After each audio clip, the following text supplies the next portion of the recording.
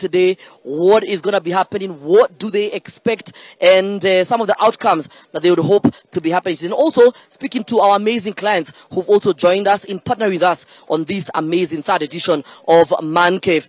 Let me speak first to this gentleman called Elijah. Elijah, tell me where you're from, how far you came to be here, and why this is important for you. Amazing. Thank you, Anto. I'm from Thika Road. Can you imagine? From Thika or Thika Road? Not from Thika, from Thika Road itself. So, Pale Roasters, with the company that I'm working with as well. And I'm here because I'm ready to learn, man. Where there's a lot of men, what you have said, there's a lot of change that happens, right? So I'm here to learn from the many men around. So, based on your age, tell us your age and why this matters for you. Awesome. I'm 25 years of age, and you know, many a times people think that men of a higher age, maybe late 30s, should be the ones meeting here. But now, if I get to learn these values as early as now, can you imagine the impact would create some years to come? You know, and we would change the whole way in which things are done here in Kenya and across the globe. You know. Awesome. Yeah.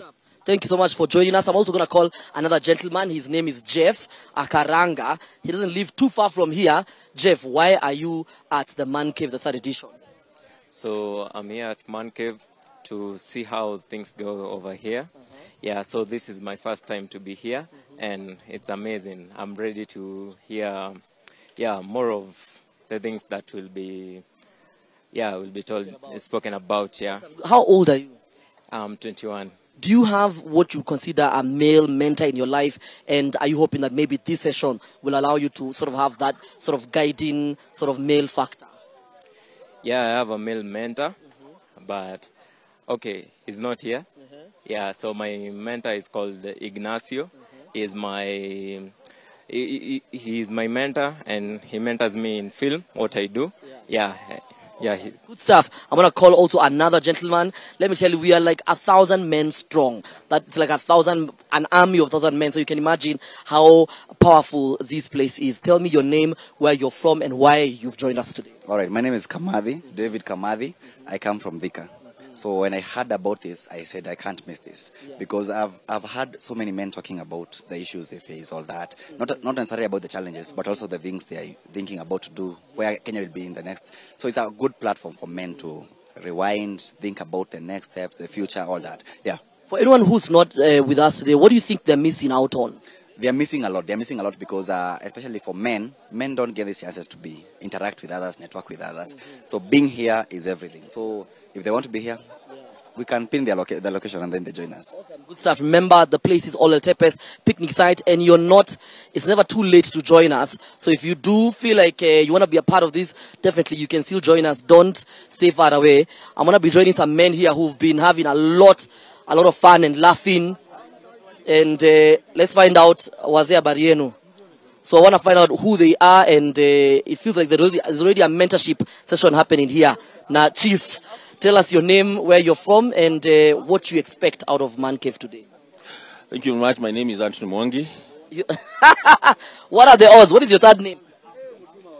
I don't know what you are testing me. But because my name is Anthony Mwangi. Don't worry. Yes. We'll find out the middle one later on. Yeah. Guys, I might just be finding my real father is here. I've been suffering and my father is here.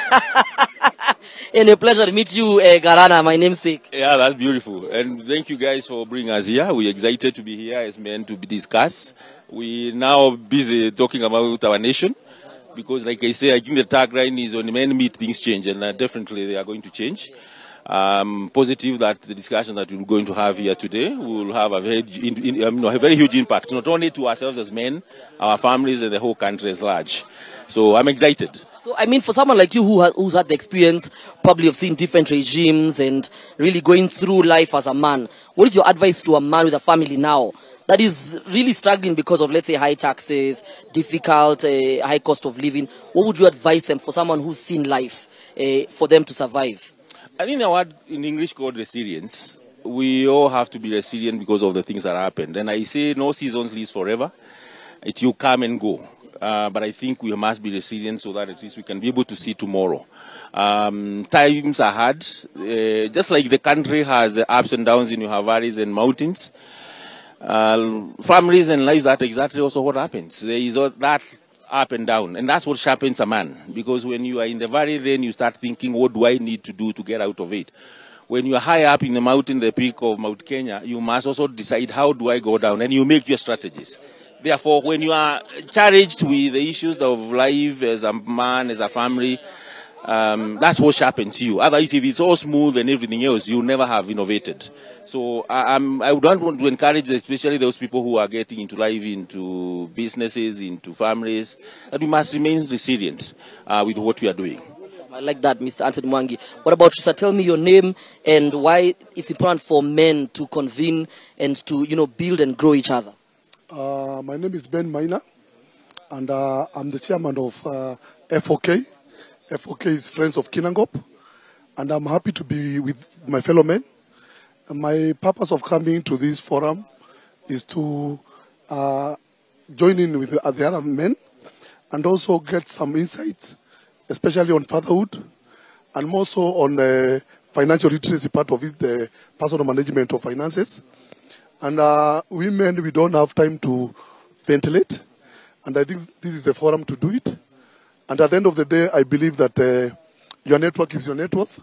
So I believe out of this forum, I'll come out with a lot of contacts. So it's a game changer for men, and it's not time wasting. At the end of the day, I know it was worth being here. Speaking of Kinangop, did you bring us some potatoes? Kama hizi warusi za Kinangop, we don't want that. So there's a man here who's enjoying his ugali live on TV, and we want to know his name and what meeting other men means, even if you know them or you don't know them. My name is Eric. I think it's an important forum. I know there has been 2 previous ones. I have not managed to attend, so this is my first one. And I think I already trying to accrue the benefits, the conversations. We're just still sort of on the preliminaries, so we'll of course get to have deeper conversations. So really looking forward, and I'm almost looking forward to for the 4th one, because this is the 3rd one. So really excited to see what the rest of the day brings. Awesome. We're gonna let him enjoy his ugali. And speaking of food, let me show you guys what we have been enjoying here from La Baita Lounge in Upper Hill. We've been enjoying a lot of food. The warus that I was talking about. You guys don't see the warus. The warus are right here. But before we get to the warus, there's already a gentleman who's working right next to me, and kama ameshiba vizuri, si ndio? Ama hujashiba vizuri? I'm full. You're full. Tell me your delicious meal. Tell me your name and if you enjoyed the meal. My name is Waseges. Okay. I really appreciate because they've taken into consideration our feedback for the last meeting. Exactly. This is a food.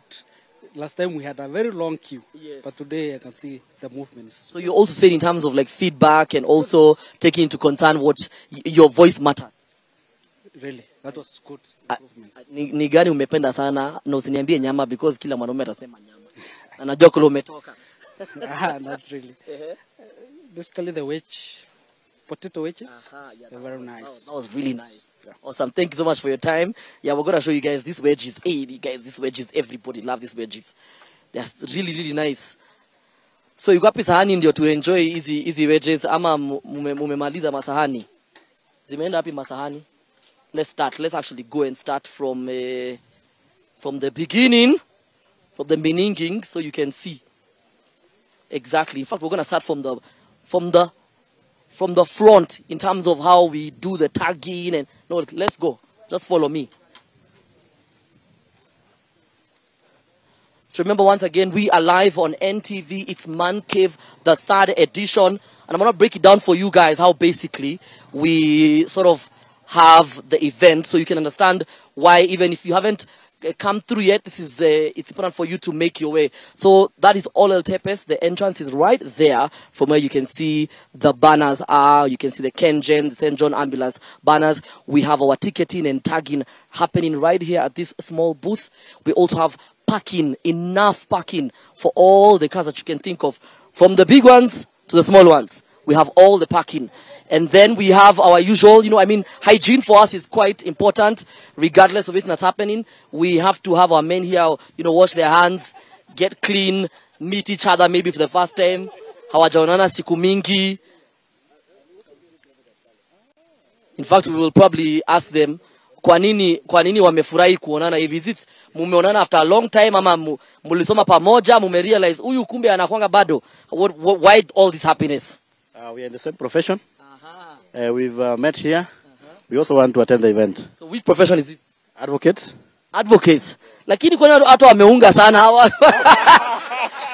Is it because of dealing with criminals? What is the problem? Why are we so... advocacy iko na pesa sana because... Or maybe it's dealing with people like Brian Mwenda. I don't know. So, you can tell me your name and tell me which law firm you're from and just introduce yourself. Hello, my name is David Angwenyi. I am in Mohammed Muigai. Pleasure. Lawson Ndieki, Hamilton, Harrison and Matthews. Hiyo ni watu wa pesa. James Tugay, MMK Advocates. Ogada Meso, Professor Gender and Associate Advocates. So these are what we call big men, mabazu, literally. For someone who's a lawyer, my ultimate profession would have been a lawyer. But I would assume that lawyers have it together.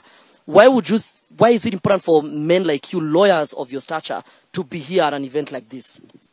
I think, especially with what our profession is going through, and I'm sure everybody has seen the news, it's important for us to all meet and have a conversation about what morals and guidance that we all should have as a society, and to help to avoid scenarios like that we've seen in the news recently. So it's a good event to network, to discuss, get guidance here and there, and to know how to live life properly. Exactly. He mentioned something quite nice, which is a lot of people think, the lawyer life is, the big cars, traveling, expensive bonuses and all that stuff. Why is it important for young men to be able to see an event like this and understand that all these things, it's a process and it takes time? There's always an illusion about most professions, so it's very important to be grounded, and it's very important to have principles which will help you be grounded no matter where you get in life. And that's why an event like this is important for young lawyers like us. Good, I like that. When we speak of MMK, before you are a partner, a senior partner, this is just from my knowledge of suits. I'm just...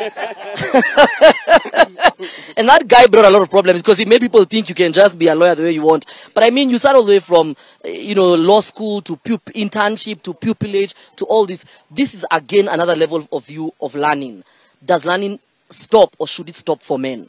No, I don't think learning ever stops. Yes. So at whatever level you are, there are always people you look up to, those who have gone ahead of you. Yes. And for us, for instance, today, we have one of the speakers here is Professor Gedhu Muigai, who is an advocate who has, a lot of experience, someone who has trained some of us, obviously. And as much as we come here to learn from him, we also come here to learn from the other men who, in terms of age or life experiences, have gone ahead of us, and we can learn a lot from them. So learning never really stops, and there are a lot of things to learn, both professionally and, in terms of life generally. Awesome. Also, in terms of networking, you can tell me what you would wish to get out of this forum in terms of networking. Your next client will be from here. Yes. Why is this sort of event important for men to network? Very well. Number one, as advocates, this is a pool of clients, obviously. And since we have Professor Gedhu Muigai here, I hope that we'll find an opportunity to identify lawyers. See, by that alone is free advertisement. Exactly. Yes, so I hope to network, to find a client or two, and if not, I hope to get the experience. Awesome. Thank you very much. And mabouncer wako mabouncer mnaacha mtu wenu. These bouncers, what is wrong? Thank you for your time.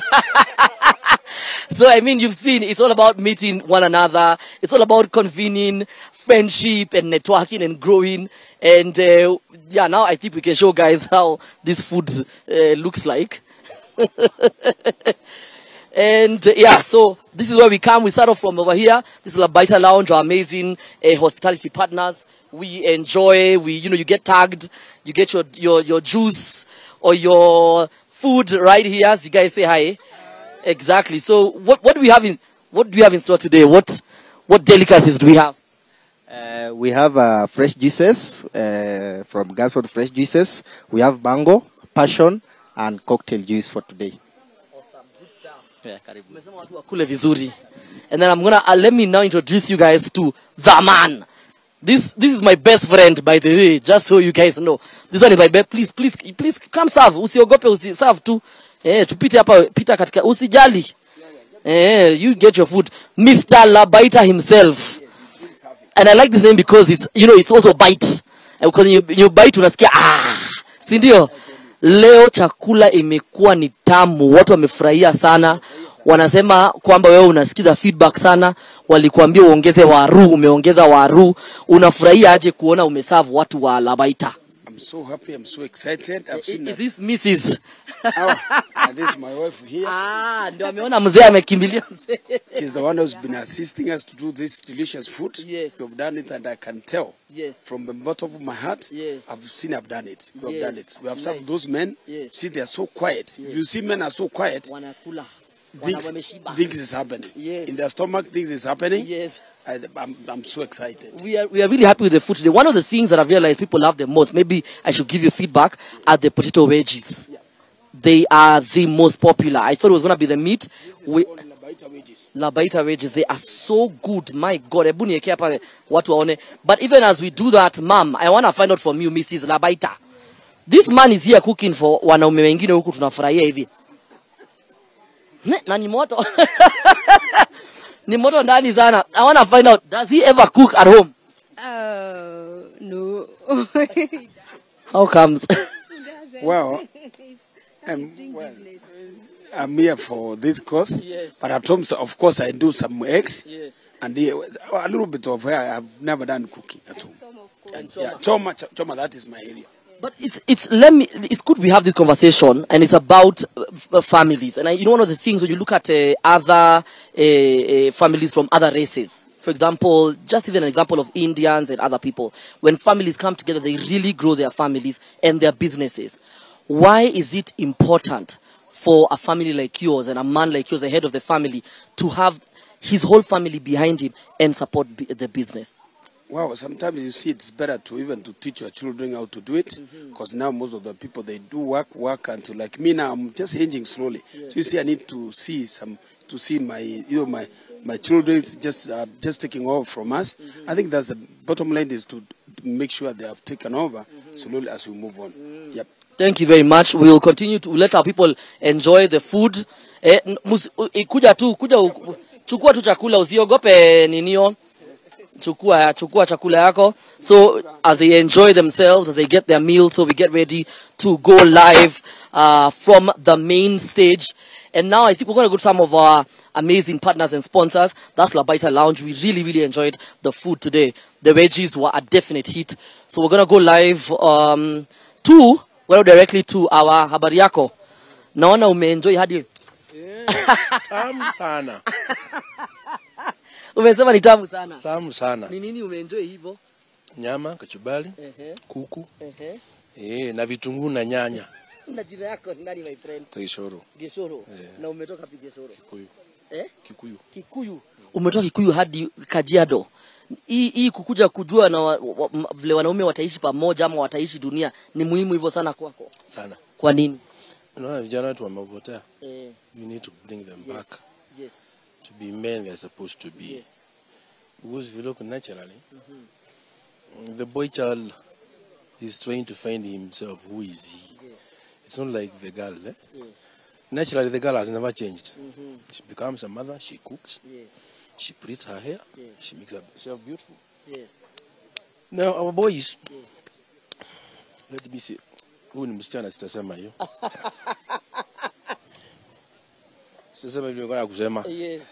But then they are somewhere lost. Hawajui kama ni vijana ama ni wasichana. Yeah. Okay? Yes. So if you can sit down and bring them back to be men. Yes. They know themselves that they are men. Yeah. They take their responsibility. Now our society becomes good and happy. Wasiwa hii tabia ya wasichana kusema vijana wako na wamama iishe. Umesikia hiyo, watu waachane na hiyo, ndio imesemekana.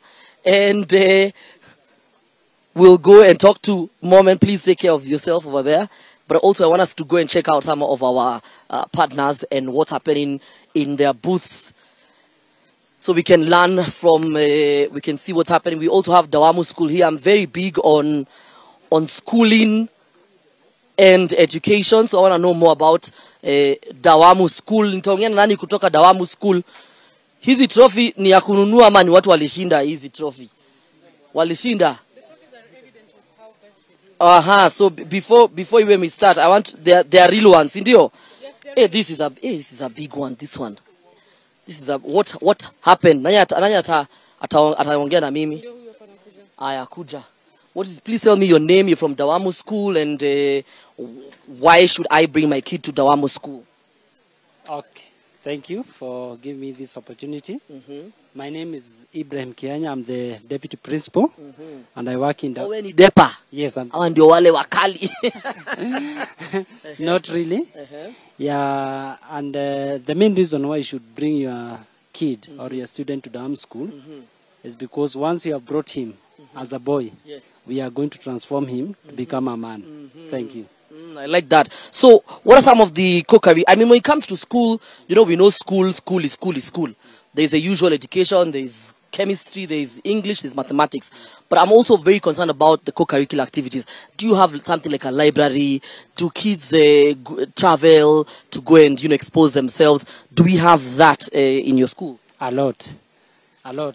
Apart from academics, we also ask ourselves, what else can your student do once he comes out of the Dawamu? And one of the things that we have is we have heavily invested on is about the leadership. We normally allow students to have some modules. There are those that they are going to do when they are in Form 1, Form 2, Form 3, and finally they are going to complete when they come out of the school. That is in Form 4.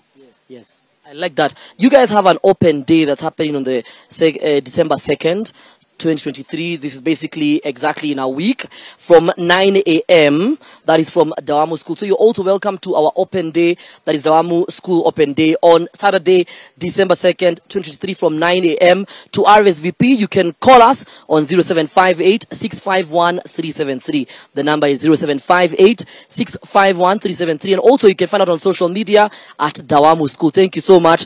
Now, Mimi, you know, the reason why I was attracted to you guys by the trophies, because I love when kids get out of class and they achieve more than just class. So thank you for what you're doing for our boys, and we can't wait to know more about you guys. Come open day, sindio? Bas, asanteni sana. That is Dawamu School. Make sure you go and join us at our junior and secondary, senior secondary school on our open day. And definitely, these guys are my neighbors in Karen. I think if you don't know these people, I don't know if you... I don't know if you're serious with your life, because you need to think about where you live. And you know, in Kikuyu we have a very interesting tradition, which is about machanga. It's it's a serious thing for us. You need to own land. And now I'm with the kingpins of land in Kenya. I'm talking about Optiven, who have prime properties for sale from Ocean View Ridge to Success Gardens, Phase 2 in Thika, to Shindi Gardens in Nakuru. So talk to me, my brother. Niambie kwa nini Optiven? Yes. My name is Evans Mainge. Na utuimbie ile wimbo. Optiven. Optiveni yangu, Optiveni yetu sote, Optiveni mimi na wewe. Yes, that's the choir version. Yes. By the way, all of you guys will sing this song. Mnafanyanga tuimbe hiyo wimbo ikikoja kwa TV, so lazima mtuimbie. So tell me, sir, why Optiven? This is one of the great real estate company. Why Optiven? We have been in this industry for the last 24 years. Yes. We have been able to empower over 10,000 clients. We have been able to deliver over 10,000 titles deed to our customers, and that they all happy customers. And this is why Optiven. This is how we make our projects. We make sure we get a bare land, we subdivide it, we make sure you have done water, electricity, we fence it, we do maram roads. There are those we do even off the way to cab roads and do the perimeter walls. Yes. So for those who want to invest with Optiven, come Optiven. This is one of the best companies who have been able to invest most of our customers, and you'll be able to cater for you in this great company. Because I know the wind is taking our stuff away, but I want you to break down for me some of the, like this one in Nakuru. Why should we buy land in Nakuru? What is happening in Nakuru? For someone who want to buy, this is our new latest city in the country right now. So Nakuru is city, and it's coming up so well. The population is really growing up in Nakuru. This is one of the amazing projects. And in this area where you are doing this property, where you have to come and invest in Nakuru, do see some of the value additions we are making to make sure you are doing. We make sure in this property you're able to get water. Margin UI, right? So you'll be able to make sure that we plant trees. There's power on site. So any client buying this property, you don't have to go and look for power anywhere. You'll be able to find power on the ground. Then you'll be able to do the maram roads. And most of these guys, I can assure you, it's already done. These are things done on the ground. This is the reason why becoming being the city right now, you don't need to miss. I remember, Nakuru, the dual carriage is supposed to be done.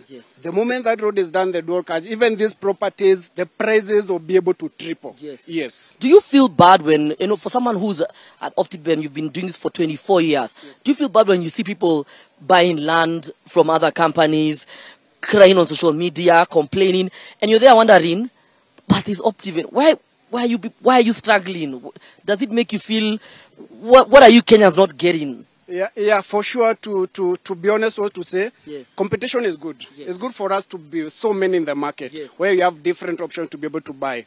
But when sometimes you see someone who bought a property and you're able to lose your money, to be honest, as a human being, you feel so bad. But I welcome all these people. Come to Optiven. We are well-known organizations. You have been able to have shared with you 10,000 customers who already have all their documents. In Optiven, we'll give you all the way of the search. You'll be able to do the search. And advise our clients, before you get any property, do what you call the search.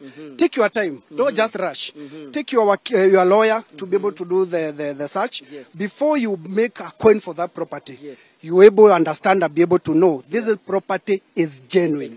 Yes. Even something as simple as an office. When I say these guys are my neighbors, because I see them right opposite Karen police station. So, I mean, if that's not a way of reminding you that they are actually very genuine. So, the number to call is 0705 147 583. I'm on as a personal. No, maybe. You want also to give the company number, which is 0790 300 300. I will repeat it again, 0790 300 300, and we have another Optiven number, 0723 400 500. Call that number anytime. You'll be able to reach us. You can call any of the Optiven properties. Will be able to guide you. And especially for me, Evans Mainge, sales manager, Optiven. And that's what the men are here to do today, is that apart from convening and getting to find change, change also comes sometimes when you spend something in your pocket, because when you invest in something that it matters to you. Sindio. And now we're going to end with the song. You guys have to sing for us that song of ours. Yeah, please. Yeah, call those Optiven people. You know, every time this song plays on NTV, I'm always like, why this song is stuck in my head? Optiven yet.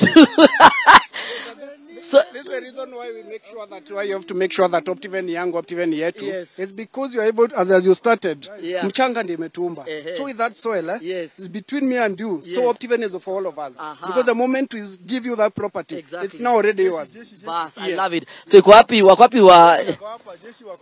the beacons of Jeshi team goal. So yeah, so remember, we are at All El Tepes picnic site in Kajiado, and what we are doing here is that we are bringing men together, and men have come together so we can learn, grow, and build one another. But also, we have our amazing partners from Dawamu School, where you can take your young boys and turn them into men, and amazing opportunities. They have an open day happening on 2nd of December, so please go check out Dawamu School. But also, we have the likes of Optiven, who allow you as a man to get to know when you think about your future, is land in the perspective. When you look in the horizon, does it involve soil? And what do you do with that soil? How do you grow? And that's why we also have our amazing partners. That is Optiven. So guys, are we doing... Someone is asking where's our Optiven offices. Yeah, where are your Optiven offices? Our offices, our main office is in Absa Towers, 2nd floor, Noita Street. And also we have 7 offices in Karen office, Global office, Zamani Business Park. You can find us in Nakuru Golden Life Mall, Shifa Arcade Mtwapa, na Nyuki office, Ubi Plaza. Awesome. Yes. 24 years of amazingness. So before we go to the main panel with Fred Moitiriri, let us sing for us that song. That Optiveni yetu. In 1, 2, 3, go. Optiveni yangu, Optiveni yetu sote, Optiveni mimi na wewe. Optiveni yangu, Optiveni yetu sote, Optiveni mimi na wewe. Pamoja, we are inspiring possibilities with Optiveni. Awesome, good stuff. So as we go, thank you, Optiven. As we plan to go to Fred live on the main panel, I'm gonna get into this Kengen 100% electric car nibebwe na hii gari to understand from supplying electricity to being the ones who have electric cars. My goodness, this is gonna be a nice ride. So before we head out, this car is 100% electric. It is. I can assure you, 100%. Yes, electric. Why is it important for Kengen to push the conversation around, environmentally friendly cars? Why is e-mobility important for you guys? It's because we are the main generators of electricity in this country. Yes. And most of our generation is actually clean energy. Yes. That is why this conversation is very important. It's very important. So let's take this ride. First, the car is very silent. There's no sound at all. So let's go, and we can feel we are about to in the Kengen car, 100% electric. And as we do that, we are going to the main panel with Fred Moitiriri. Let us go live. It's yours, Antonio. So Fred, take it away.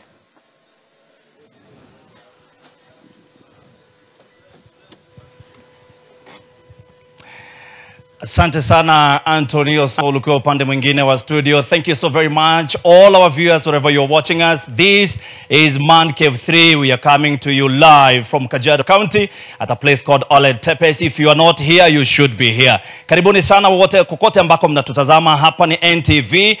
Kama kawaida hii ni Man Cave ya 3 ambayo tunazungumza mazungumzo ya wanaume moja kwa moja kutoka hapa kwenye county hii ya Kajiado. Masuala mengi ambayo tutakuwa tukizungumzia siku ya leo, masuala ambayo yanamguza mwanamume. Leo tutakuwa tukizungumza kuhusu fatherhood na vile vile tutakuwa tukizungumza masuala kuhusu finances, masuala ya fedha, wanaume wanajipanga kivipi. We welcome you to Kajiado County where men are having their own conversation about men, by men, and talking about men. Asante sana na karibu. And at this particular time, I would want to invite Philibert July, who is the head of marketing at the Nation Media Group, to give us the welcoming remarks. Karibu sana ndugu yangu. Makofi kwake jamani. Tumpigie Moitiriri makofi tena. Asante sana. Habari ya adhuhuri. Good afternoon, men. This is a wonderful time and a wonderful platform because we are here to discuss things men. I am very happy and privileged to be the one introducing to you my CEO, and I don't want to say a lot. This is the 3rd edition of Man Cave. We have been meeting to have conversations around manhood and how we can support each other. And today we are going to be having conversations around finances and around fatherhood. We have a wonderful panel set for you. We have wonderful speakers who are going to pour out their own lives, and we're going to have an opportunity to engage with questions both from the floor as well as from the panelists. And so without much ado, I want to take this opportunity to invite Mr. Stigen Kitagama to come and welcome all of you in this conversation. Karibu Bwana Sia. Thank you Philbert. Unajua kawaida wanaume ukisimama mbele ya wanaume wenzako, unatoa kifua mbele, unajikaza kiasi, si ndio? Good afternoon. Good afternoon. Basi naona mko macho. Naona mko wazee. Thank you very much. So I think it's a great afternoon today as we congregate here, all men business. And I'm glad. Mine is very simple. Mine is to invite you, to welcome you on behalf of NMG and tell you thank you very much, asante sana, for sparing your time, sparing a precious time. This time during the year is a time when you have a number of activities that you could have been out there attending to. Some of you had weddings, some of you had Rorashio, and you had all manner of activities, but you said, no, I want to go to the man cave and engage in men-only business. So today we are great, we are lucky and privileged to have our very own former Attorney General, Professor Gidu Muigai, who will talk to us, and Senior Counsel. He has very many titles, and he'll tell us the latest title as he talks to us. But maybe I can add one or two words, and this is based on my own experience. When I was growing up, I was told you are a man. Wewe ni mwanaume, ukichomwa na mwiba ama ukikatwa na jiwe, jikaze wewe ni nini? Mwanaume. But when there's a privilege, when there's a trip, when there's something good, unaambiwa wewe mwanaume kaa kando, tupatie Njeri. Njeri is my sister. So she would actually look after me. She would, when we go to school, when we went to school, she would hold my hand and tell me, Steve, tuende. That means the boy child, and I'm an example to many of you, started suffering from the very early days. She will be given special privileges. And I'll be told, wewe, enda nje ukachunge nini, mbuzi ama ukachunge kondoo. When you come back in the evening, the food is finished or imebaki ile madagu. Mnajua madagu ni nini? The wings. They'll take the sweet parts. So that has continued, and I think lately we've been hearing discussions about boy child. So this today is a very good day where we discussed matters of fatherhood and matters of finance. I'm an accountant and I'm also a father. So this is very close to me. One time I worked for a cooperative society as an accountant and also as a treasurer. And I can tell you the number of men who came for soft loans, the number of men who came for bridging loans was much, much higher than the number of women. That means the men had more responsibilities to handle than the women. Now, I'll share some statistics which is based on a research which was done in 2022. From that statistics, 57% of men in Kenya suffer from mental illness, and only 43% of women suffer from the same. The same statistics shows that men are more likely to go into drug addiction, to go into working for long hours, to go into other non-conventional behaviors than women.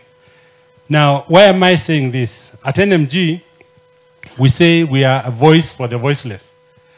We speak for those people who have no voices. We offer you this opportunity at the Man Cave that would bring you and give you a platform where men can discuss issues that affect them. And this is the third time, and each year we've had a significant number of people participating and a significant number of people attending the Man Cave. Since we started, we've had more than 1,000 people attending physically. We've had over 2,000 online accounts and over 100 million impressions online. So that means there's a lot of interest that men have developed. So I would expect that we will discuss real issues. My experience with my friends is the issues that men discuss are not very crucial to their lives. Men will spend a lot of time talking about football, talking about politics, but women will discuss other issues.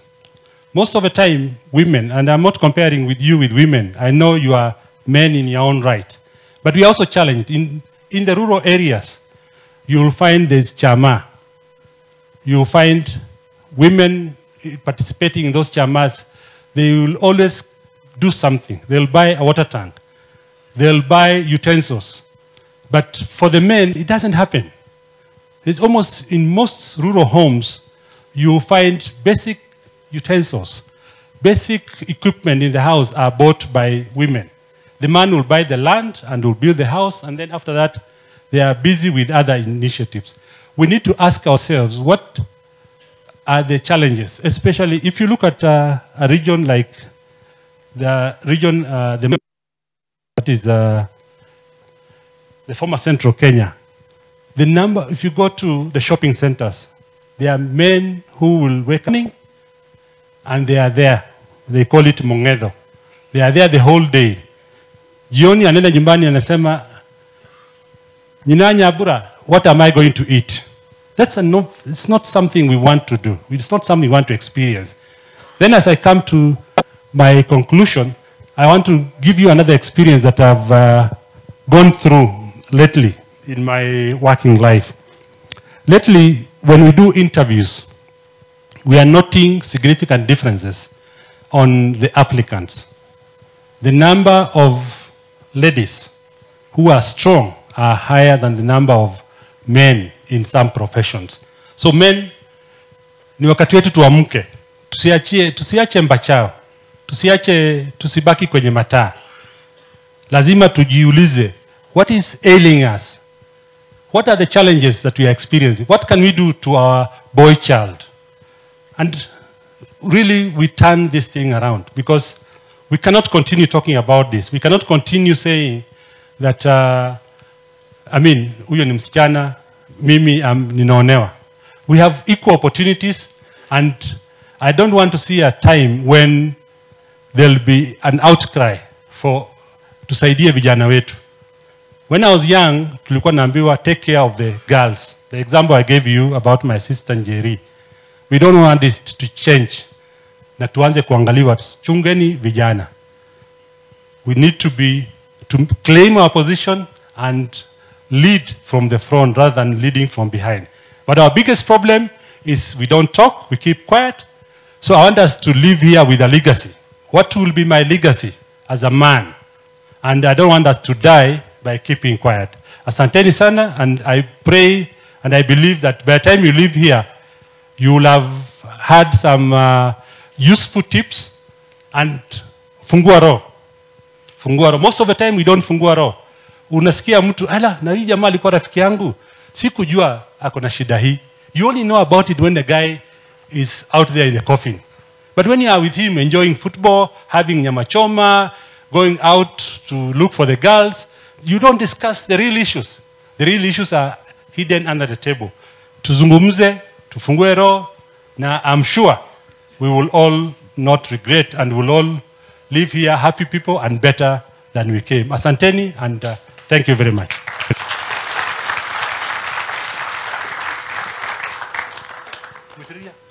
Oh, sawa. Unaona sasa mambo ya protocol tuelewi, lakini so it is my privilege and honor to invite our key speaker and our guest. We all know him. He's a senior counsel. The last time nilimsikiliza na nitamuomba senior counsel, tafadhali kizungu mzito upunguze. Kizungu yake ni mzito sana. Aliongea kizungu kule kotini mpaka tukastuka. Si mnamjua huyo mzee? Namuita Profesa Githu Muigai. Aje atuzungumzie, atuelezee, na tafadhali profesa, hawa ni watu wako. Most of these are actually your children, or some of them are even your grandchildren. So they are going to feel at home with you, and I'm sure we'll also enjoy, and after that we'll engage him. Tafadhali, this is the only opportunity you have to engage the former Attorney General. This time tunaweza kumweka kwenye ulingo na tumsukume kabisa mpaka atueleze what is happening. And karibu professor. Asante. Tumpige makofi.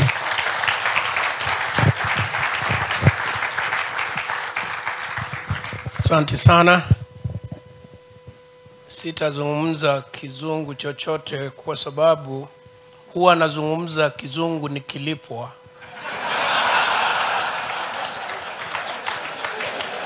Na hawa hawajanilipa chochote, wala hawajasema watanilipa baadaye.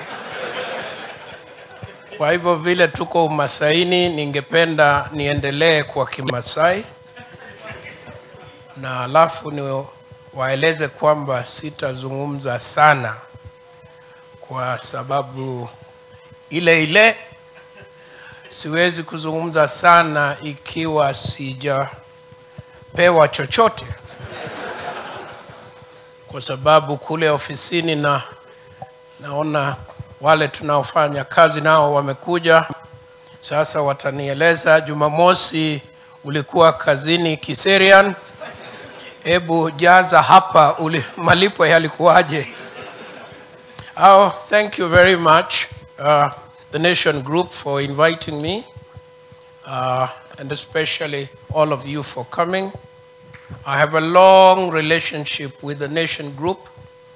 When I reported to the University of Nairobi as a young law student, I found the Honorable Kivutha Kibwana, ex-governor of Makueni, writing a column that was called Bwana Shida, which he had inherited from Sam Kahiga.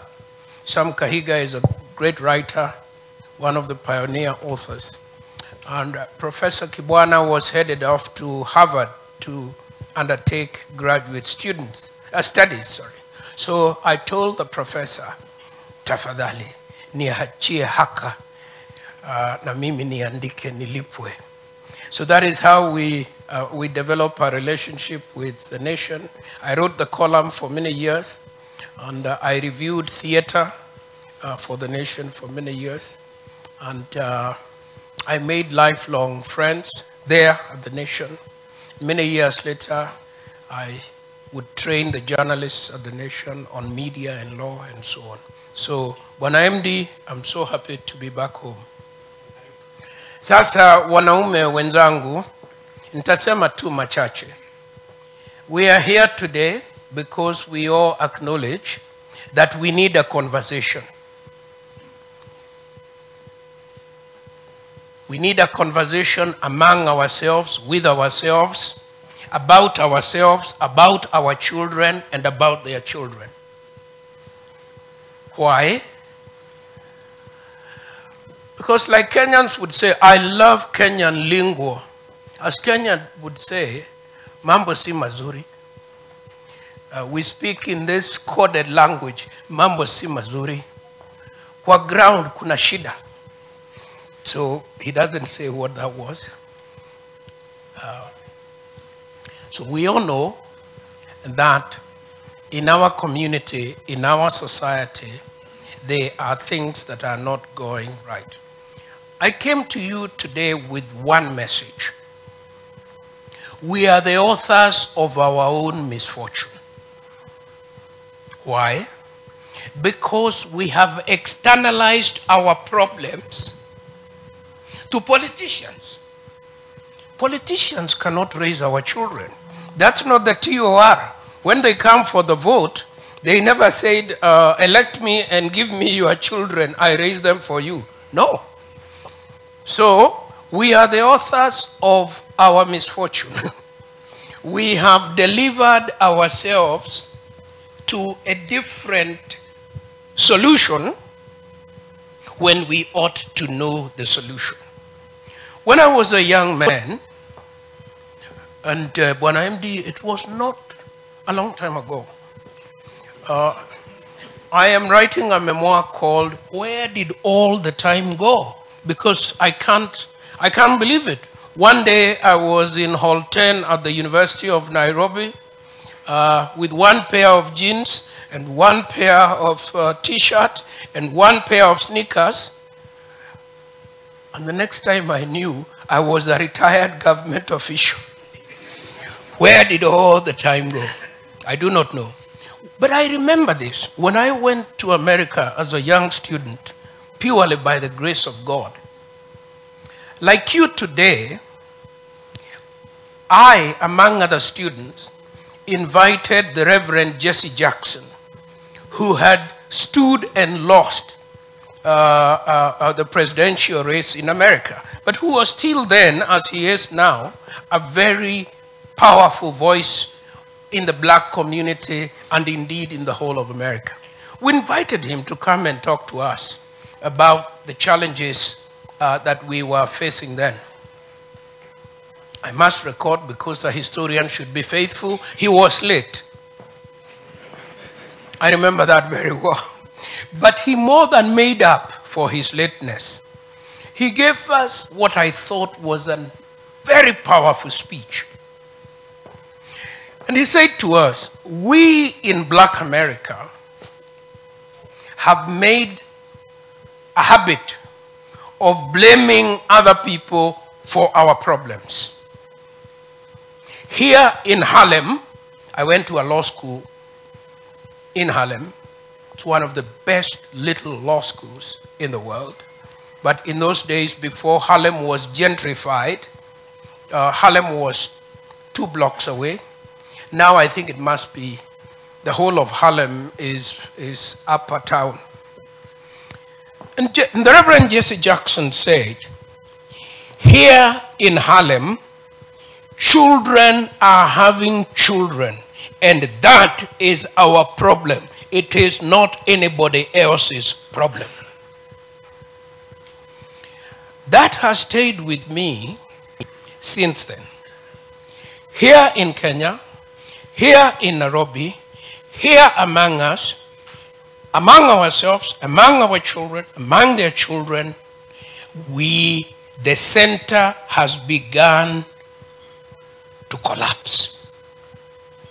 And I'm talking social center. Today we will not discuss politics. In any event, I'm not very good at that. But when they fight about an election, sometimes I go to help. That's the only thing I know about politics. So we are talking about the collapse of the social center.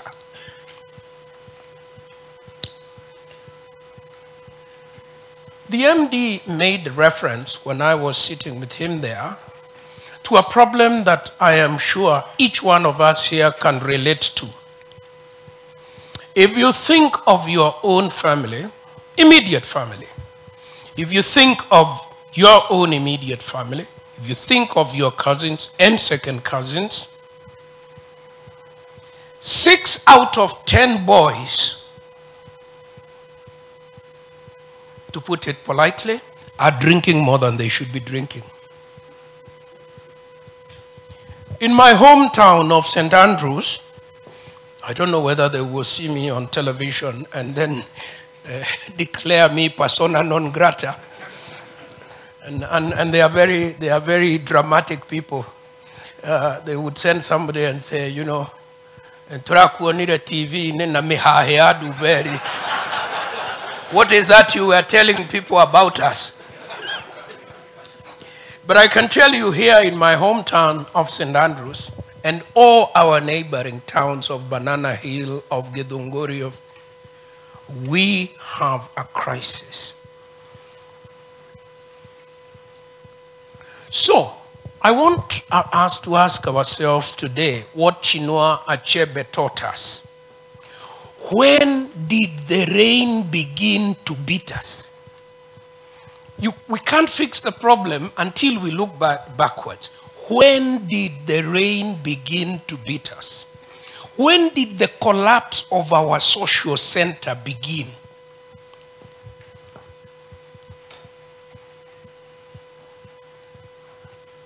I must now issue you with a caution before I proceed. When I used to teach professional ethics for lawyers at the university, on their first class, I would caution them. Do as I say, not as I do. I have not come here this afternoon pretending to be the best parent in Kenya or indeed here in Nairobi. No. I have come to share experiences, some personal, some from my students, some from my clients, some from my community. And as I used to tell my students, I am the road sign that says, this is the way to Mombasa. If you keep straight on it for 500 kilometers, you will find the sea. So the discussion we are having this afternoon is not from a self-righteous, sanctimonious, pious point of view. It is from, yeah? Which one should we break down? Sanctimonious, pious, moral, Philibites.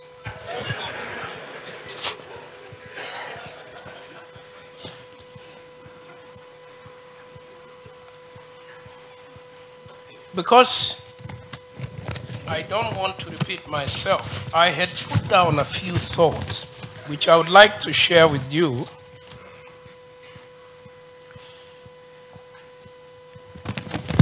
We have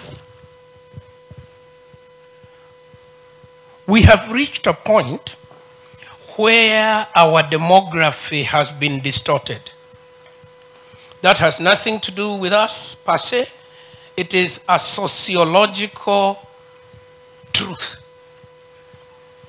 We have more and more households being headed by females.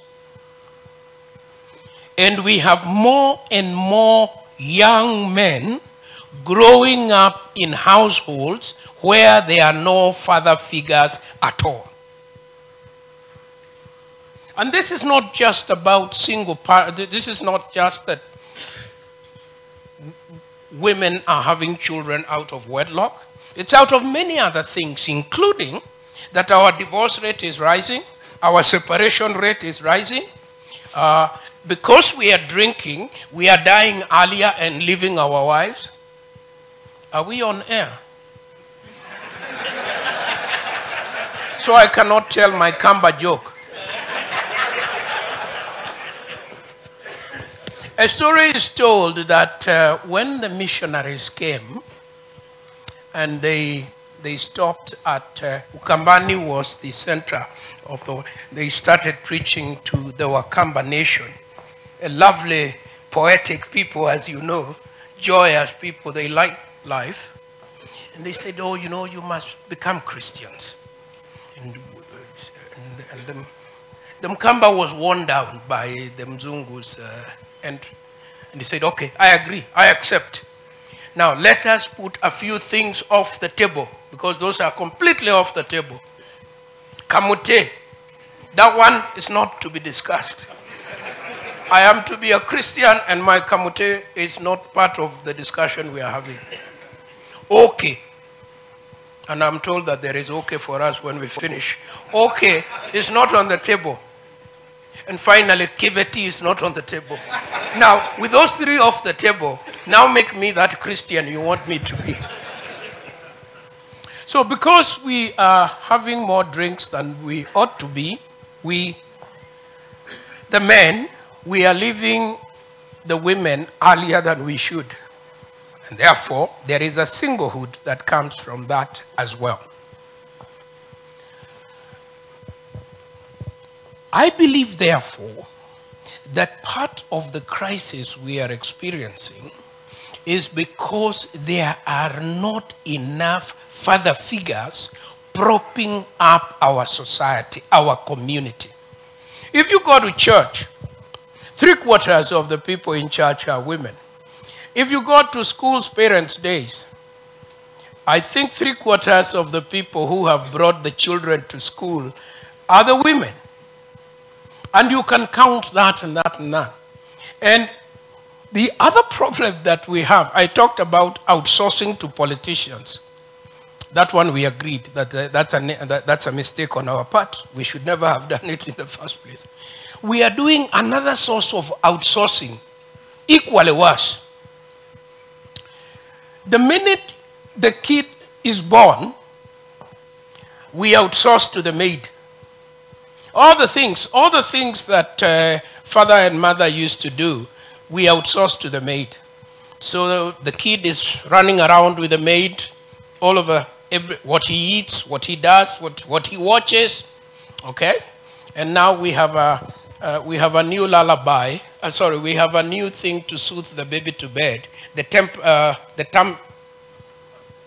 tablet. So kids are given tablets. It's the new way to get them to sleep. An addiction is started at the homestead under the age of 5. We will come to internet later, because that is another area where we have lost this. So we have outsourced to the maid. And this problem, it makes you feel good about yourself, did not start with our generation. Actually, it started with our father's generation. When independence came, our fathers went away kukula matunda ya uhuru. They left home. They were absent because matunda ya uhuru had come. And what ordinarily wasn't part of African culture was institutionalized. The man was away from home because we stop on our way home. We stop at the pub. That culture started there. Then we tell the butcher, kanusu. You say, rap for my people. After our second beer, you say, choma. Choma. So that's where the tradition started. And then we inherited it, and our children have inherited it. We have outsourced parenting.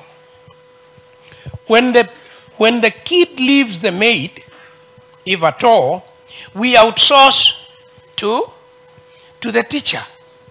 Now, in my day, and a few of you, the teacher was a huge authoritarian figure. My headmaster, if I saw my headmaster, I would shake in my boots whether I had done anything or not. Because in those days, he had the legal mandate to apply 6 on your bottom without asking you any question. We abolished that. Maybe it was good we did that. Today, we forget that the teacher to whom we are taking our children is himself a very young person. We are outsourcing our child to a teacher who is himself a very young person. He's taken a teacher's course. He's come back so he finishes high school, takes a teacher's course, comes back to teach nursery school or primary school. For all practical purposes, he is himself a kid. So we leave our kid with him, we outsource. In the evening, we pick the kid, outsource to the maid. So the kid grows up in that setting. He knows the maid more. He knows the security man at the estate gate more. He knows the driver of the school bus more. Then we take him to high school. We outsource him to a new set of teachers. We think these ones are better than primary school teachers. No, they are also in their 20s. They are young people, early 20s. They are young people. They themselves need to have their hand held. Then we take them to the university, wherever the university is. Then we say, now this is better. No, it is not. Lecturers, because they have a PhD at 27, are teaching in the university. They themselves are young people. So we systematically outsource our children to people who themselves need guidance. So by the time you say, my son now has Bachelor of Arts, now he's to go for graduate school, now we begin to create another problem. You create a perpetual student. He never takes responsibility for anything. He's a perpetual student. He's always studying for something. Has he ever photocopied anything? No.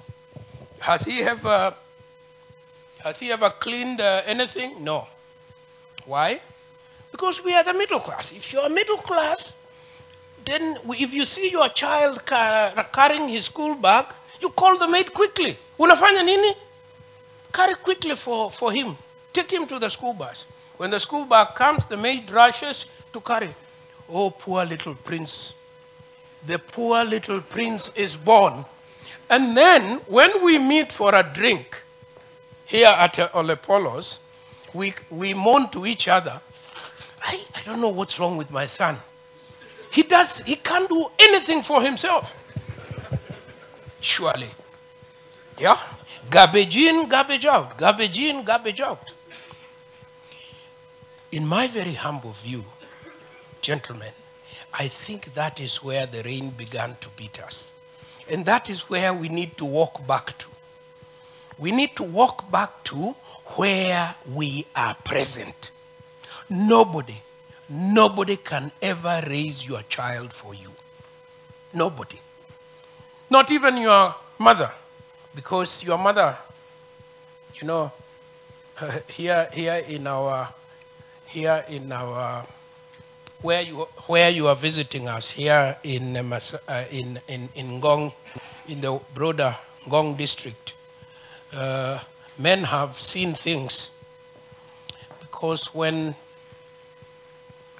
the children go to study in America, in Australia, in whatever, and they get kids there, madam says, nipatie dakika mbili tatu, saying to mzee, nipatie dakika mbili tatu, nikimbie Amerika, nione huyo mtoto amezaliwa, nitakuja.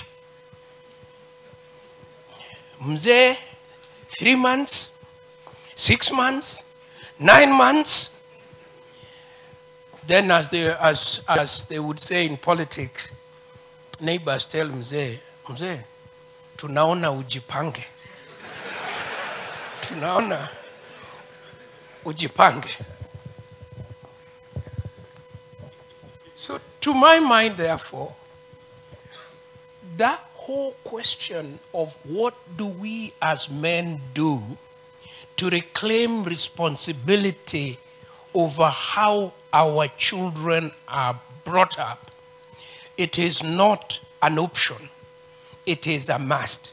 Unless you want our nation, this great nation bequeathed to us by our parents, unless we want it to completely collapse, we must walk back. And we must assume responsibility for how we raise our children. And how do we do that? By being present. You have to be present. I don't need to tell any of you, because you know this more than I do, how proud a boy is. A boy. And today I'm not talking about girls, although I'm a father of girls as well. I was not invited to talk about that. Do you know how proud a boy feels when he's in a swimming race and he hits the water and can hear daddy shouting? Whether he comes number 7 or number 8, daddy was there, and daddy was my cheerleader. Or when you attend his football game, or when you actually offer to coach his basketball team. These are life and death issues. And we need to make a very conscious decision about them. You notice, gentlemen, that I am saying very little about money. It is because I don't have much of it myself.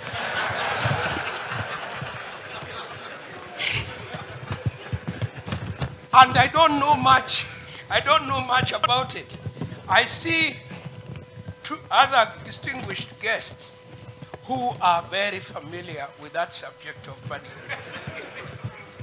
What I'd like to say about that is that I know whenever you say this, people would say, it's easier to say that if you have even the little you have. Money is overrated. And I want you to hear me out before you disagree with me. Money is overrated. The capacity of money to improve your life diminishes. Now, I'm not an economist, but this much I know to be true. There is a law of diminishing returns. When I came to the university and I got my first boom, I think it was 1,500. My life changed dramatically for the better. Because I could walk to Munyeris and get chips, chips and sausage, and then put vinegar. And then with my girlfriend, we would walk back with a Coke to the halls of residence. My life changed. I had the courage to be able to walk up to a young lady and say, "May I treat you to lunch?" The courage that 1,500 brought was much. When I went to the School of Law, and now I had a pupillage allowance and an allowance given by the Kenya government, my happiness doubled.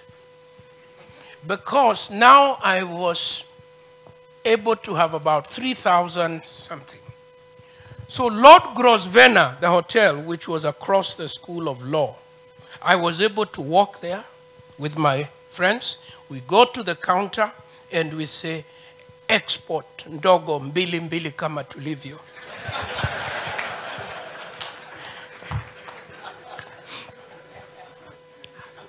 And you can trace that in your own life, that when you started working and the paycheck came. Yeah. I remember the first time I wanted to buy a car after I came from overseas. And I went to my teacher and friend and greatest mentor, Willie Mutunga, professor of laws.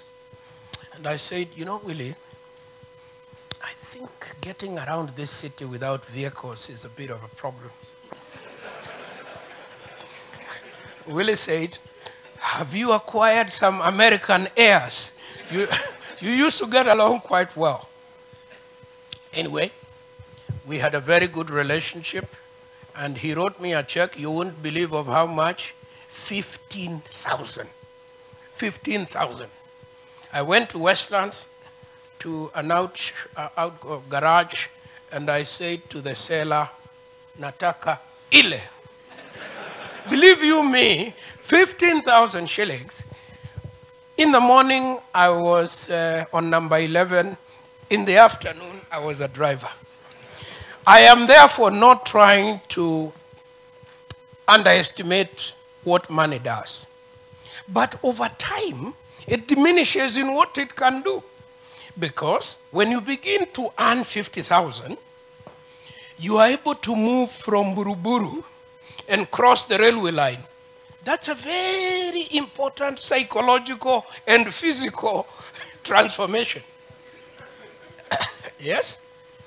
And then when you get to 75,000, you are now able to get into Kileleshwa and be comfortable. And this keeps happening in that fashion until one day you shock yourself because you have bought a new car.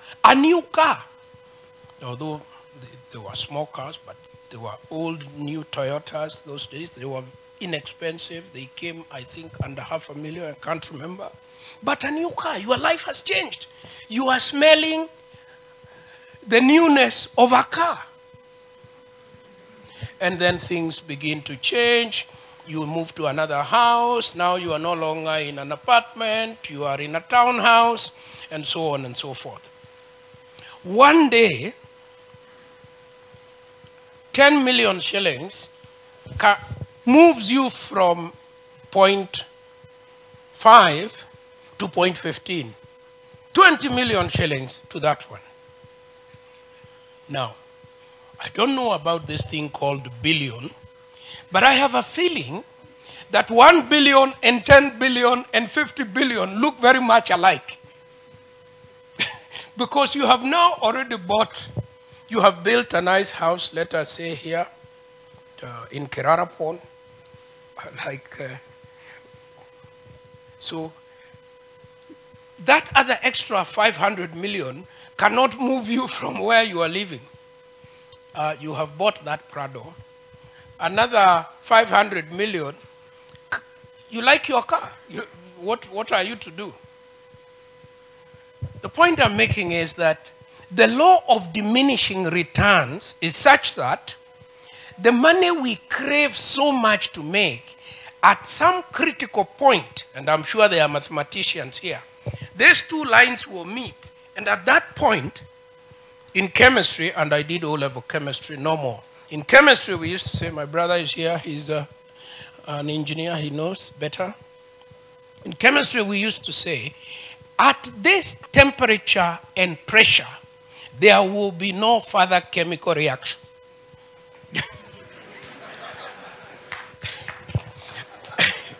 At this temperature and pressure, there will be no further chemical reaction. At this amount of money and this amount of demands, there is no further pleasure beyond that. Because if you enjoy whiskey, you cannot take more than, I know I shouldn't test some of you.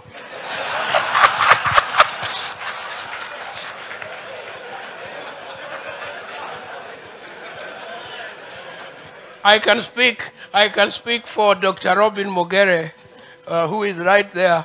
I'm so happy he was able to come. He's a doctor of boys. I hope at some point he will be able to share with us 5 or 10 minutes as to what we should worry about, the health of boys. Meaning, from a boy of 1 day to, in Kenya these days, we are getting boys of 105. And everything in between. I can speak for Dr. Mogere that we would not finish. He and I wouldn't finish the whole bottle. Let me assume in your favor that you can.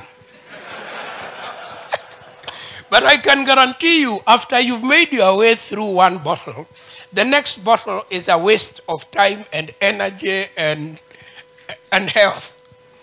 True or not true? Because you have already expired, if not physically, mentally. So, what are my thoughts about money? Money is good. Money is important.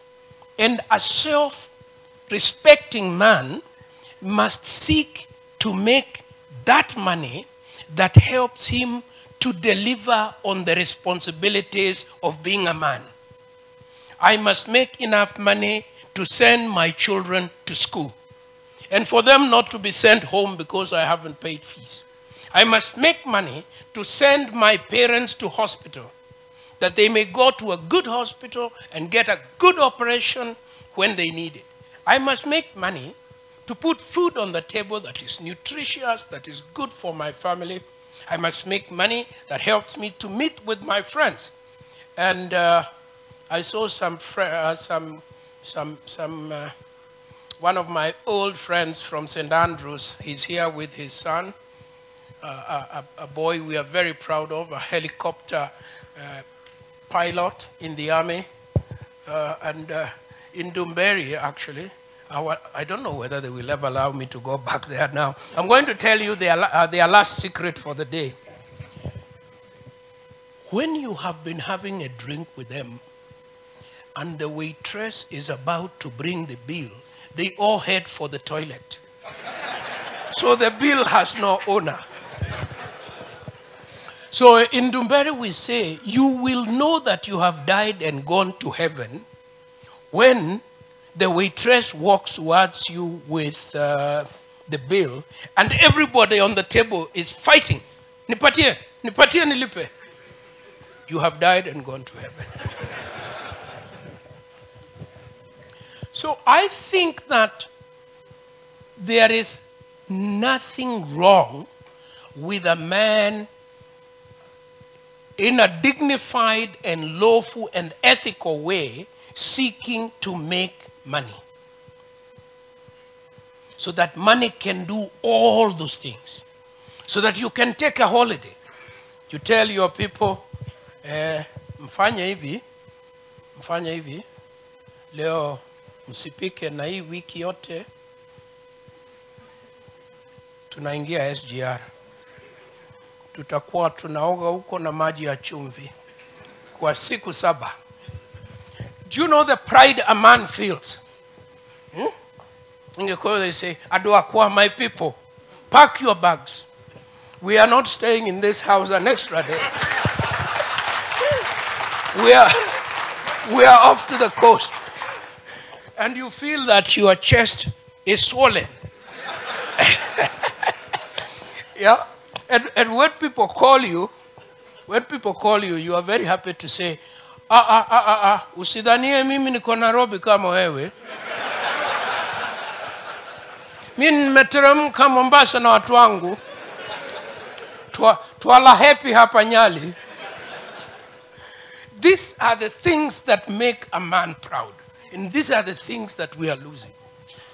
Nothing makes a man more proud than to follow a graduation procession. And you keep telling everybody, yeah, the tall one. Yeah, that one. That's my son. That one. Yeah, the one in front. If we lose the joy of those experiences, if we surrender to the background, and there are many wazes who did that, even in our father's generation, they would be asked, na huyu yuko class gani? Nani? Kamau. Si uliza mamake. Uliza mamake. That the class the kid is beneath his pay grade. He doesn't know. No, that is not good. So, to wind up on that issue about money, I think that the real danger is when we make money our God. Because if we make money our God, it crushes our soul. And I'm not speaking as a preacher man. I'm speaking as a poet. So I'm not quoting from a religious text. I am sharing with you the experiences of my students, myself, my clients, and the people I have interacted with. When you make money your God, it crushes your soul. And there will never be enough money. After today's billion is in the pocket, then you rush after tomorrow's billion. And after it is in your pocket, you rush, and one day you stop and say, why was I here? What was I doing? Because now, in my driveway, 3 Vogue, 3 Lexus, 3 Range Rover, 4 okay. Now Nyali, 2 houses, Kisumu on the lake, 3, Naivasha on the lake, 5. Why did I need 5 houses on the lake in Naivasha? Please remind me. So I want us to understand each other. In fact, in our cultures, a man who has accumulated wealth, which he can pass to his children and his grandchildren, is a respected man. There is pride in creating wealth. But that wealth must be created in a manner that the community also feels.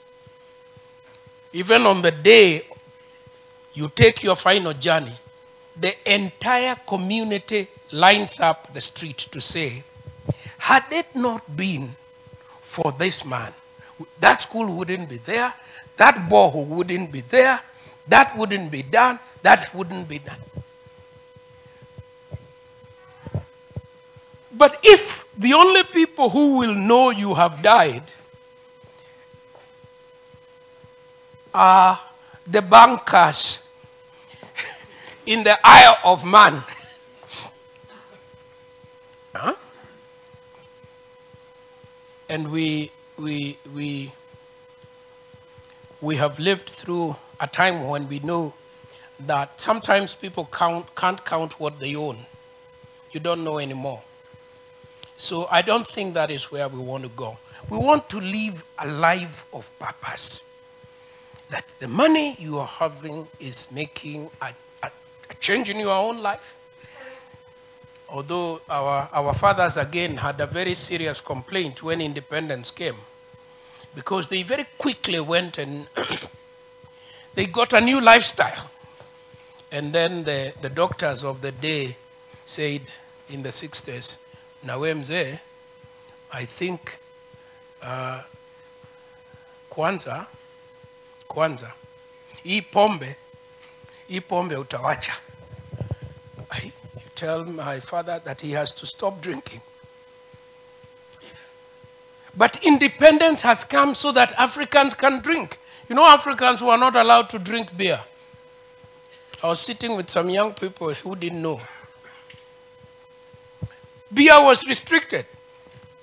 Then the doctor says, na mzee uache nyama. Nyama? Daktari, are you sure you know what you are saying? Then he says, na mzee uache cream. Uache cream, na uache sukari, na uache chumvi. And then our father said, Daktari, what school did you go? Mmesomea wapi nyinyi? Makerere au wapi? Sisi tulipata pesa ndio tuishi kama wazungu na tukule kama wazungu. And so there was a very serious argument between the doctors and our fathers, and it always didn't end up in favor of the fathers because they continued in the same line. So they became diabetic, hypertensive, and so on and so forth. And the full matunda ya uhuru, they were not able to eat it. I will end up there because I have said enough about what I know of that subject. I hope I have not prescribed a way to live. There is no formula about how to live or how to raise children. There are only goals that we can pick. I want to raise a boy who can rely on himself, who will be a pillar of his community. And when we were boys, we were taught by our grandfathers, not our fathers, you have only one duty in this world: to defend your mother, to protect your sister, and to protect your wife. Period. That's your number one duty. That is where we have failed, number one. That's where we need to go and fix. Thank you, Professor. Makofi tena kwa Professor jamani. So much wisdom in just one man. Asanteni sana. Thank you so very much for your words. We appreciate. Thank you for your wisdom. You have seen times and we are trying to follow through. Thank you. We appreciate you. Makofi tena jamani. Asante sana. Kidogo Professor awape wanaume kiwewe, anawaambia whisky hamalizi chupa moja. Professor, chupa moja vijana hapa Nairobi wanapiga 3. Ikiwa dry. Lakini wazee hapa wamekuja wamesema sisi tunataka kusikiza whisky baadaye. Asanteni sana. We appreciate you. Jipigieni makofi tena jamani. Asanteni sana. Right about this time, I want to invite my colleague Anto. He's on the other side, so that he can speak to 1 or 2 or 3 men about what their expectation is about. And at the same time, I would want to invite my panelists to just come up here from this seat all the way.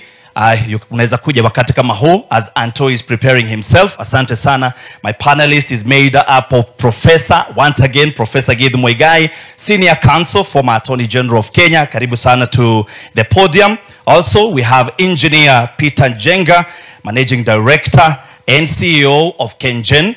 The other person in the panel is Pius Mushiri, who is the finance coach, and of course, the CEO of Nebo Capital. The last person I do have right now is Polycarp Otieno, also known as Fancy Fingers. We all know him, a great musician in this country, a renowned musician, and also the most decorated African guitarist. Karibuni sana as I give Anto. Anto, waulize jamani, wapigeni makofi wanapokuja hapa mbele. Asante sana, karibuni sana. I saw Polycarp around this place. Asante, I've seen him, he's coming.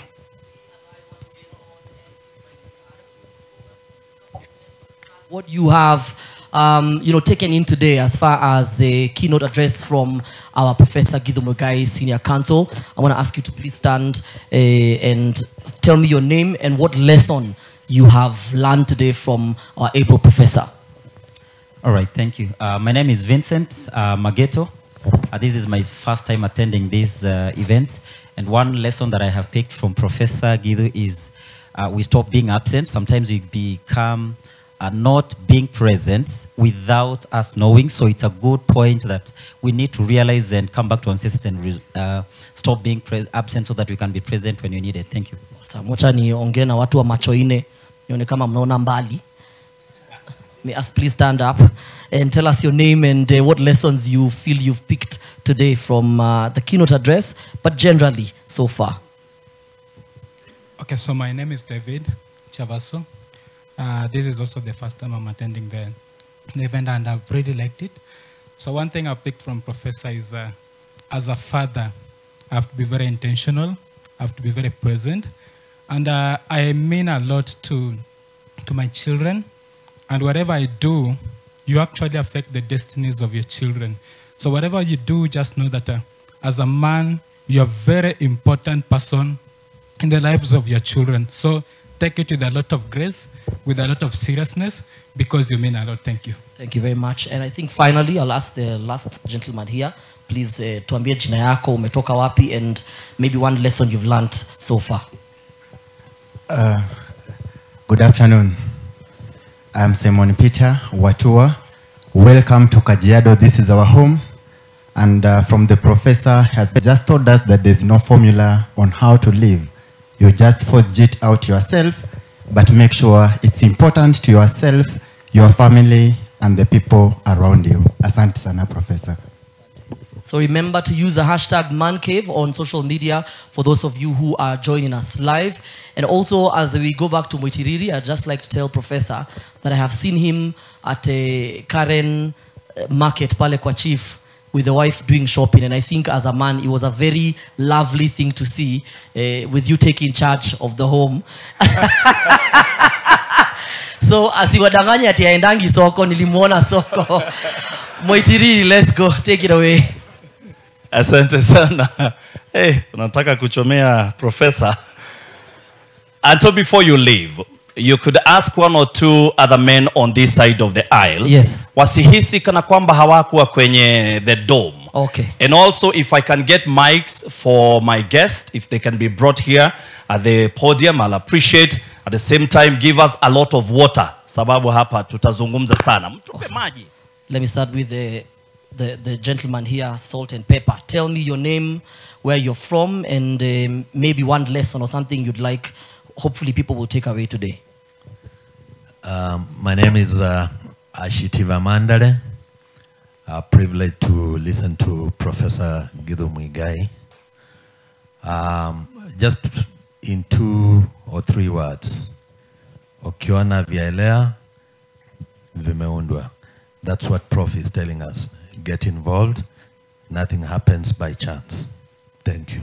Let me speak to, we have Amze here. I know amekula chumvi proper, and I know he has something to say, tell us today. Please tell us your name. You don't have to stand, sir.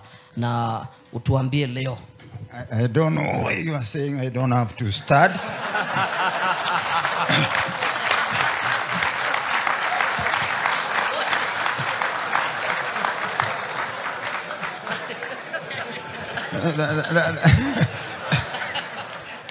You see, this kind of age discrimination will not be tolerated.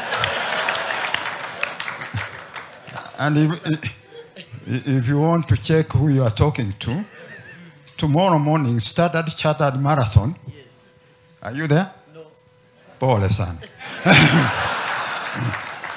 I'll be there, and I normally beat not less than 7,000 Kenyans. Yeah? I'll be there tomorrow. Sorry, I've just come. Hi, my brother, you are here. I have not seen you. I've just come in, so I haven't had much. My name is Mwai. I'm in the investment advising. So the last 10 minutes of Professor Gezu made a lot of sense, because that's what I do, trying to make Kenyans, not just men. I'm called a chairman person because I believe in trying to do in chairmans what you cannot do as an individual. We are just too poor in saving and investing. So I would be lying if I talked about what I have learned because I've just come in. But the last 10 minutes that I had was quality material, and you better listen to these wise men. And I think finally, I think you can stand. I'm young enough. Thank you so much. My name is Peter Wawero. I have liked what Professor has talked about this afternoon, especially that part of outsourcing. That we are outsourcing to the outsourced. So we must also make effort to be present and actually do the caretaking ourselves much more, even as much as we are also looking for finances to bring up the families. And finally, as I go home, Professor, remember I'll be passing through Dumberi, so you can be sure the next guests you'll see at your gate will be from Dumberi, wanting to know what you said here. I will tell them. Thank you, Mr. Machiriri. You can take it away. Thank you very much. Asante. Watu wa Dumberi, musiende kupiga professor jamani. Thank you so very much. Those who are watching us from home, we'll just have a few conversations with you and with our guest here, and then we are going to log off so that we can have a one-on-one conversation with these men who are here. We appreciate you. Thank you for spending your time with us this afternoon. The men in this house, say ahu, ahu, ahu. Yenyu inakaa kana kwamba mkula nyama. Ahu. Mmekula nyama jamani. If you are not here, you're missing it. We are at Olel Tepes here in Kajiado County. My name is Frederick Mwitiriri. I'm a news editor, also an anchor at the #1 TV station in Kenya, NTV. Also, I'm a former police officer. Kwa hivyo mimi ni afande. Msiende kuleta mchezo hapa. Kitawaumania. I served in the desert of Isiolo when I was a young man. Now I'm glad. I'm also a father of 3 girls. So this conversation is very important for me and also for the men who are here. I believe the reason why you came is because you heard about mambo ya pesa kidogo kidogo na vile vile you heard about fatherhood, and most of us would want to learn either from here or those who are seated here because we have so many experts here. We appreciate you. Thank you for coming. I have too much info here, stats and figures. I'll just give you one before I go to my panel, is that 1 in 3 households in Kenya are headed by a woman. 1 in 3 households in this country are headed by a woman. This is a report that was tabled in 2015-2016 by Kenya Integrated Household Budget Survey 2015-2016. The other one that shocked me is this one, that 36, in that 1 to 3 household, 36% are in the rural and 28% in the urban. Shocking figures here. We also have 45% of children living with either one or no parents, especially a father. This is a report that was written by Daily Nation 2 years ago that said there is a fatherhood crisis in this country. And that's why we are having this conversation, because we know fatherhood goes hand in hand with finances. Ladies and gentlemen, on this great panel, I have great people who are experienced in different areas of life, and I want to introduce them, and I want them to introduce themselves because I've already said their names. I will start from here, going all the way. You can tell us just one personal story about, you know, the intersection between finances and fatherhood and how it affected you. Just right there. We start with you, sir. Thank you. Thank you, Fred. Someone asked me a very interesting question. Yes. He asked me, what is your best memory of your father during your childhood? And I scratched my head, went down memory lane, and I remembered a time I was walking with my dad on a dusty road on the hills of Muranga, and he was demonstrating his strength, and he ran ahead of me and went up doing a flying kick I still remember him crossing his legs together and then stretching one leg before he touched the ground. I was so proud of my father. I said, my father. You can use this. Use this for the moment. It was such a proud moment for me. My father appeared strong. He was my hero. And he was everything. I felt safe. And what surprised me is that I never remembered anything to do with provision. I remembered a special moment that I shared with my father at a very early stage. And as life went by, my dad used to work for one of the largest banks in the country. We lived a very decent life. I still remember him coming home with his Ford Cortina, and the boot was full of shopping in Uchumi branded paper bags. That's nostalgic for many of us. Life was good. And suddenly he lost his job. And we plunged into a very difficult time as a family. Forget paying for school fees. Forget auctioneers threatening to take our little belongings. What concerned me the most is that we did not know where our next meal was going to come from. But in this very unfortunate event, there was a silver lining, because my dad was now more at home, and he was 100% present. And him being an alumni of Mangu, and his favorite subjects were maths and science, we spent a lot of time together, seeking and solving difficult mathematical challenges. Our relationship just moved to another level. And I'd say today I would not be seated here if my dad was not fully present in that season of my life. I would not have seen the doors of Nairobi University and the good university, the university. So for me, I'd say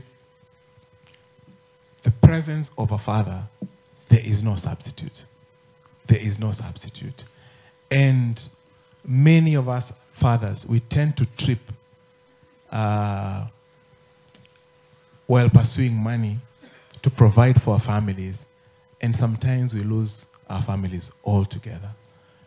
There is a scripture that says, I'm trying to remember, it says, it doesn't profit a man to lose his own soul and gain the whole world. So, money and finance are a delicate thing to a man, but if I had to choose one, I'd choose to be present to my children. Beautiful. Makofi kwake jamani. You are an expert in finance. What profits a whole, if you gain the whole world and lose your own, and you are an expert in matters money. What do you say about that? I'm a journalist. I'm first of all a father before I'm everything else that you know. Thank you. I'll ask my guys to give me another mic. I know we have used most of these mics today. Prof, I'll still ask you the very same question, that would you have a personal story where, we get the experience and the intersection between this fatherhood and finances and how it affected you? Not so much about finance. My father died when I was young. So he and I never transacted finance. I don't think he would have been a very good finance man. He was a civil servant. He was very diligent. He did his work. He took his work very seriously. But The one incident I remember that remained with me all my life was this one. If you can raise your mic. Saturday, Yes. we were meant to go from Kiambu town to see my grandmother in Limuru. And my brothers and I, and we were many, no, we were 4 or 5. We were in the showers trying to get ready, and my father got impatient, and he came into the shower and soaped us all, and washed us. It was a very, now looking back at it, it was a very emotional gesture, and I remember it fondly. Beautiful. Makofi kwa Professor. Asante sana. Engineer, karibu sana. I don't know, like Prof, did you grow up with a father? Did you look up to your father? What do you remember about him in finances and fatherhood? Thank you, Frank. I think my story, and I know some of my brothers are here, is an important story because my father, and in our family, we are 33 of us. 33, you said?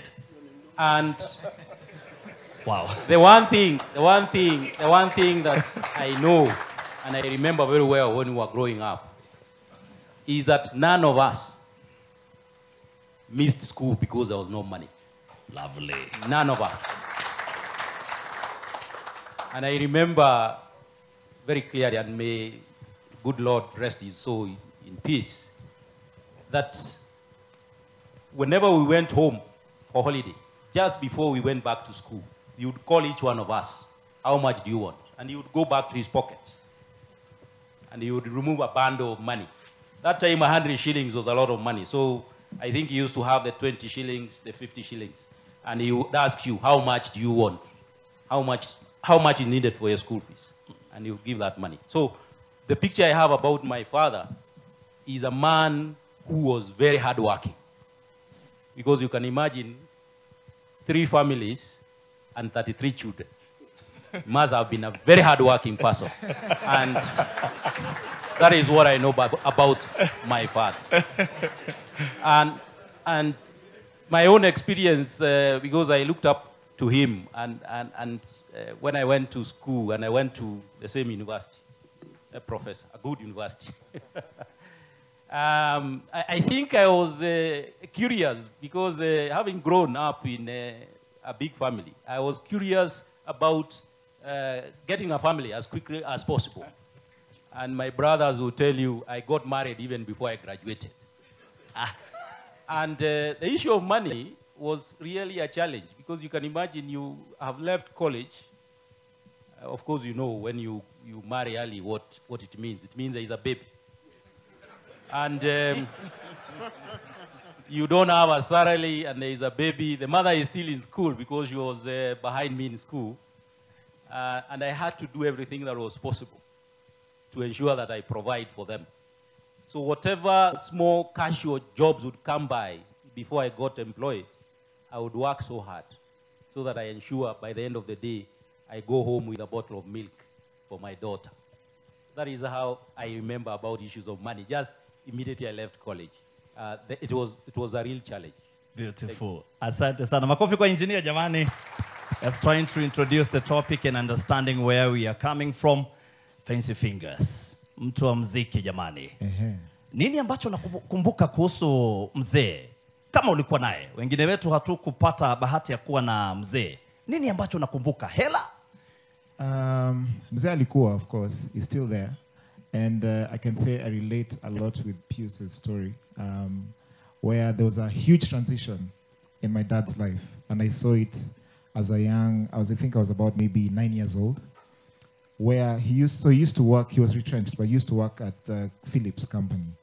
And his name happens to be Philip. So growing up, I knew he owned the company. The same way Arsenal fans, young Arsenal fans think Arsene Wenger owned Arsenal, you know. And so there's a huge transition when he was retrenched. And of course, I think probably he didn't properly arrange himself in terms of finances at that time. So there's a huge fallback for all of us. But there was no point where, for example, we changed school. So we are all, let's say, in private schools at that time. But he always like strived to really make sure that we stay in school, because for him education was everything, still is everything. And I remember that very well, and even the teachers in school could understand and be like, you know, we know your father really tries, and we're not going to chase you out of school. And that was, for me, that was really, really something. And then another thing now that happened, as same as the story there, is he became way more present. So there are things that, honestly, growing up, I had not seen a man doing. And this is something like cooking for us at home. Because now my mom was the one who was coming, you know, really working, and he couldn't find a job at that time. But he really became present in our lives. He even was washing our shirts, for example, so that we could go, you know, to school the next day with clean shirts, because he's like, you have to concentrate on school, you know. And his presence in that moment really changed my life and how I view, you know, manhood, and how the presence of a man can change the destiny of a child. You know, so for me that was beautiful, and up until today it's really impacted me. Beautiful. Makofi kwa Polycarp jamani. Thank you so very much. Philibert, my boss. Karibu sana kwa kiti cha wazee. Sasa unakumbuka nini? What do you remember about your father in finances growing up? Kwanza nataka kujulisha kila mtu kwamba I'm stepping in for Raburu. He was supposed to be here, but he got an emergency which he had to attend to. To the story of wewe ni mzee, kwa hivyo inakubalika. Kabisa. Asante. To the story of my father. Yeah. I think one thing that I remember in second year, I was sent home for school fees. My father used to be a primary school teacher. I come from a family of 7, and it was a difficult time, because at that time I remember my mom was having a heart challenge. And my dad had retired, and he used all his savings on mom's treatment. So I remember mzee akibeba viazi na kupeleka the school where I was going to cover for my school fees. And I think if it was not for some of those sacrifices, because that happened from when I was in Form 2 to around Form 3, towards the time I was going to Form 4. If it was not for that, I would not be here today. So that is a great memory. Of course, my father was present in my life throughout, because I went to the school where he was teaching. And so he was always present. Atoto wa walimu. You know, I was remembering yesterday, because my mother was a teacher where I was also schooling back in the village. And I remember going with the wheelbarrow. Mnasema wheelbarrow ni ya hustler. Sisi wazazi wetu nabeba wheelbarrow na mitungi, mnaenda kuchota maji shule jioni ukuje nayo. You get late, you are beaten by the same mother. Umechelewa wapi? Na yeye ndiye alikupa wheelbarrow. As for me, I never grew up with any father, so I had no one to look up to. And it's been a lot of work trying to get, you know, someone to look up to. And I am a father of girls. We are at our home, we are 4 boys.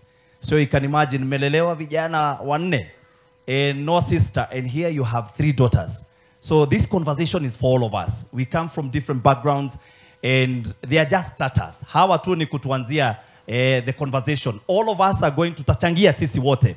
Yule ambaye atataka kuchangia. So that it's not a conversation just about these men who are here. They're just representing the rest of us. And we want to appreciate you for coming. Now, we kickstart this conversation this way.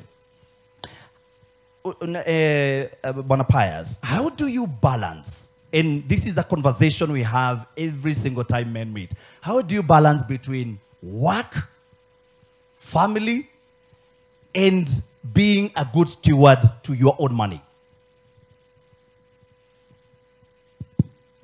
How do you balance work, family, yes, and finances? Yes. I tend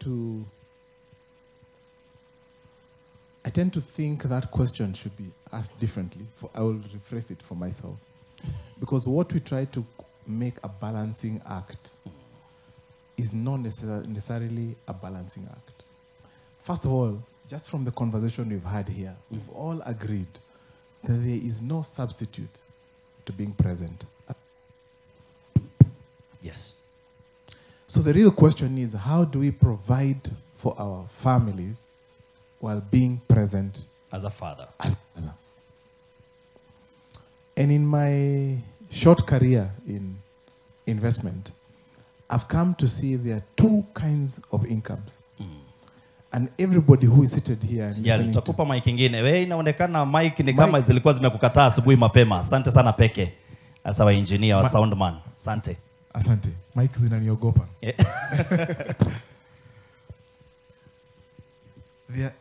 Everybody who is seated here is depending on one of two kinds of income. Active income or passive income. Now, what is active income? Active income is the money that flows into your bank account when you show up at work or in your business or kiosk. If you don't show up, there is no money and means you cannot be able to provide for your family. And that also includes the people who are doing businesses. If you cannot go on vacation for 6 weeks and still provide for your family, you are running a kiosk and you're just as good as employed. You're depending on active income. Then there are few smart people who actually live on what we call passive income. Passive income is money that flows into your bank account even when you're sleeping. There was a survey that was done in 2013, and they found out that Warren Buffett was making $1.5 million, and I know I'm talking about big money, every hour, even when he was sleeping. That's passive income. Even the keywords are, even when you're sleeping. Sleeping. I recall in 2004, when I joined the Centum Group and I had the privilege of handing over the late CK, his dividend check. It was a check, I still remember, of 58 million shillings. And I was amazed by the profoundness of that check. Because I imagined this man can spend $1 million every week for 1 year and still be left with with change. Meaning, he could have gone on a holiday for 1 year. Anywhere in the world. Anywhere in the world. And spent $1 million shilling every week. So the challenge to all of us, including myself, is how, if you know you are living on a active income, how do you transition, how do you wean yourself off from depending or living on active income and switch to passive income? It does not happen in a day. It did not happen in a day for the late Dr. CK. He told me his story. So we as fathers must have a plan so that it is not a question of balancing. It is a question of how do we free ourselves from selling our time to being able to be fully present to our families and still provide and still live the kind of lifestyle that we want to live in. That's the question. Thank you. Ukisema hivyo, thank you. Ukisema hivyo na my CEO is here, nianze kufikiria mambo ya pesa ambazo taniambia kijana. But this is a beautiful way to start this conversation. I want to go to someone who has traveled the world and seemingly is always out there singing. Polycarp, when are you ever present for your children? I know you've been asked this question enough times. When are you ever present for your family? Correction, child. I think I'm the youngest father on this panel, probably. I just have one son. He's 3 years old. And yes, I have been traveling, for the past probably, I don't know, 15 years maybe. Every year, like always away. Half of the year, I'm always out. And the thing is, even to your question, that Pius, you know, this name is contentious. Is it Pius or Pius? I want to make sure it's Pius. Okay. Pius. So even the way he rephrased the question about balance. So for me, it's like balance for me doesn't really exist in terms of balancing, you know, family, work, and yourself as well. I feel like at one point in time, something in a way has to suffer. But then its suffering does not mean that you do not show up for it. So for me, when I got my son, it was during COVID, and actually that year we did not travel. So the 2020, we were at home as everyone was. And that year I was extremely present, and I'm one of the people who loved the COVID time because I was there for the whole time. And that really showed me a different side of being present as well. And when I travel, I mean, it's something, it's the way I earn my income, right? And it's my career. So there's a way I also have to kind of make my children, well, when I get more, understand that this is the job that I do. And whenever I am at home, I give full presence, 100%, you know. And with kids also, you know, you go away and you come back with an incentive. Like, they know you're traveling to get them something. So that's what I always tell him, you know, when I go and I come back with a nice gift, sometimes I even buy it here in Nairobi. It doesn't have to come from outside. But for him, it's like, oh, daddy has gone for safari and has come with this. So he's always excited when I go. And thank God they're usually not really long trips. Yeah, and also with my wife, it's the same thing. I've been with her for together for about 10 years. And she understands what the business entails and what it's about. So, you know, of course it's still hard. As much as as a man, you try to make them understand, it's still very hard, you know. It's not something that I can force and be like, I need to travel for the next 2 months and expect her to just be okay with it, you know. So you have to make up for that time when you're back home and when you're present. How do you make up for that time? Now I've traveled for 3 months. Yeah. Mm-hmm. So just being extremely present, as I said. So with my son, for instance, I guess now he's 3 years, and social life for me really doesn't exist. And the good thing is my life is already social. Like, I'm always out there anyway. So my downtime, and I love it, is just being at home with my family. And that way I can give as much as I can, you know. Make sure that we also plan with my wife. We plan date nights. We plan, meetings together, financial meetings as well for the family, to just make sure that we are moving forward the way we're supposed to. Yeah. Thank you. Prof, let me come to you. When we were growing up, we heard that lawyers spend their times in the office. They can spend the whole night just trying to research on a case. How was it a struggle for you when you started practicing? Was it a struggle for you when you had children? Yes, it was a very, very, very serious struggle. I tell my son that when my son was born, I was a young university lecturer, so I had several lectures to give per day, but I was also very determined that I would have a life both as an academic and as a practitioner. So I was beginning to practice law, and I started at the bottom, the real bottom, because I had no patronage. So my son would spend the whole night crying, because that's what babies do, and I would spend the whole night trying to be supportive of the mother.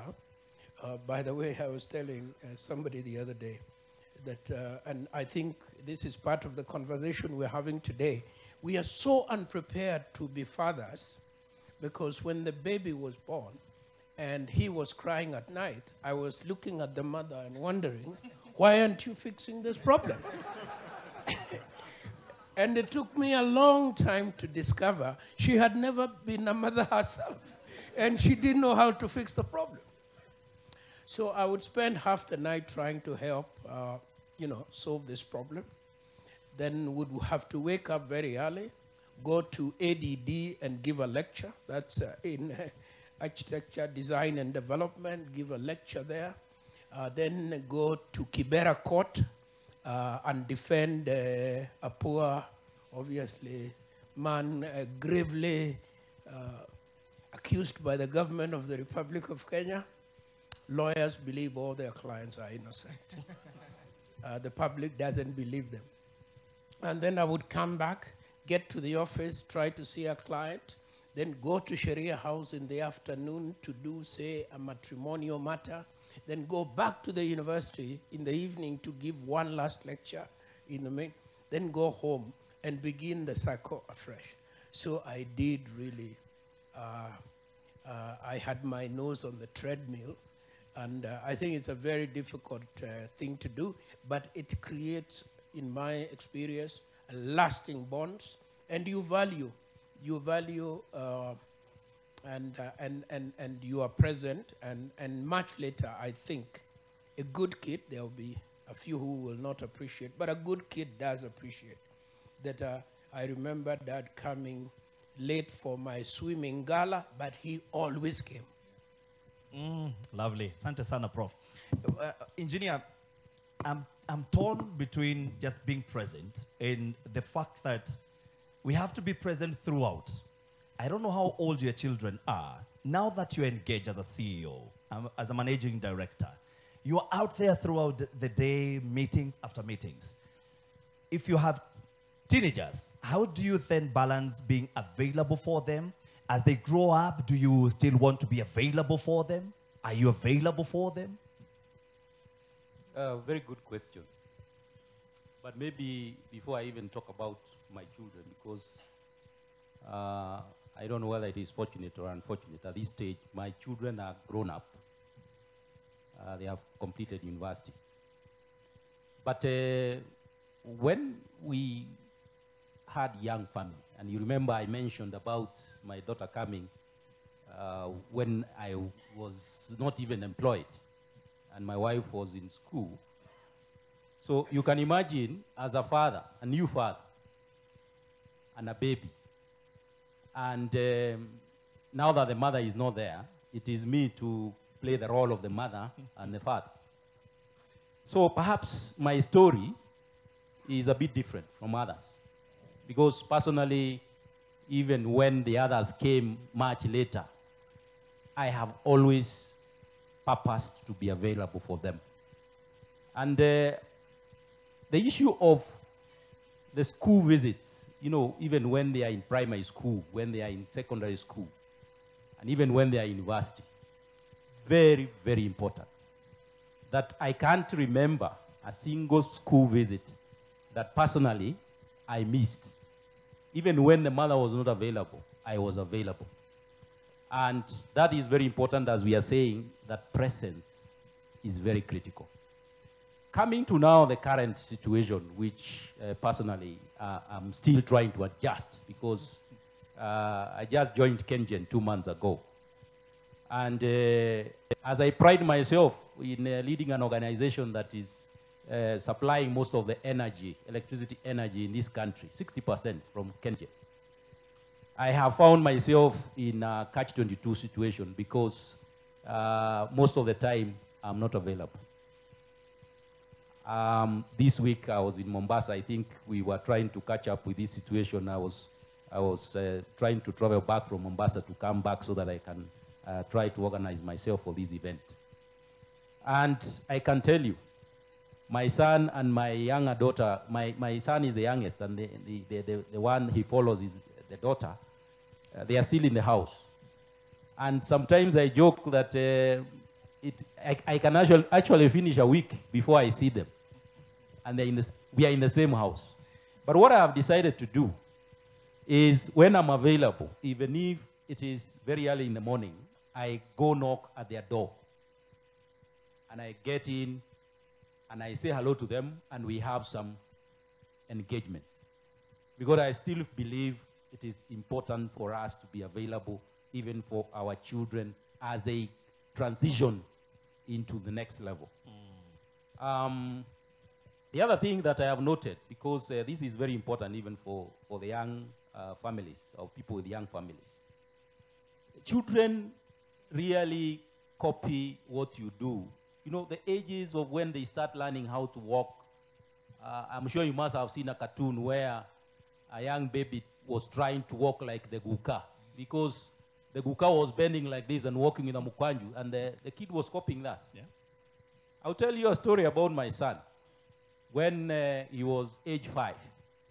And I would come from office, and when I get home, I'm tired, and I pull the coffee table, and I put my legs on the coffee table, and I pick the newspaper, and I'm reading the newspaper.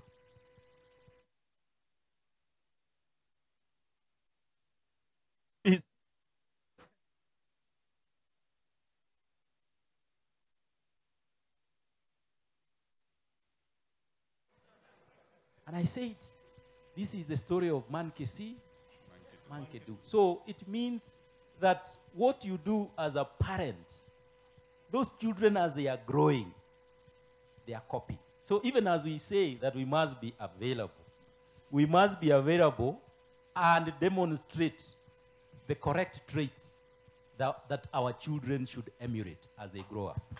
Awesome. Thank you. Beautiful.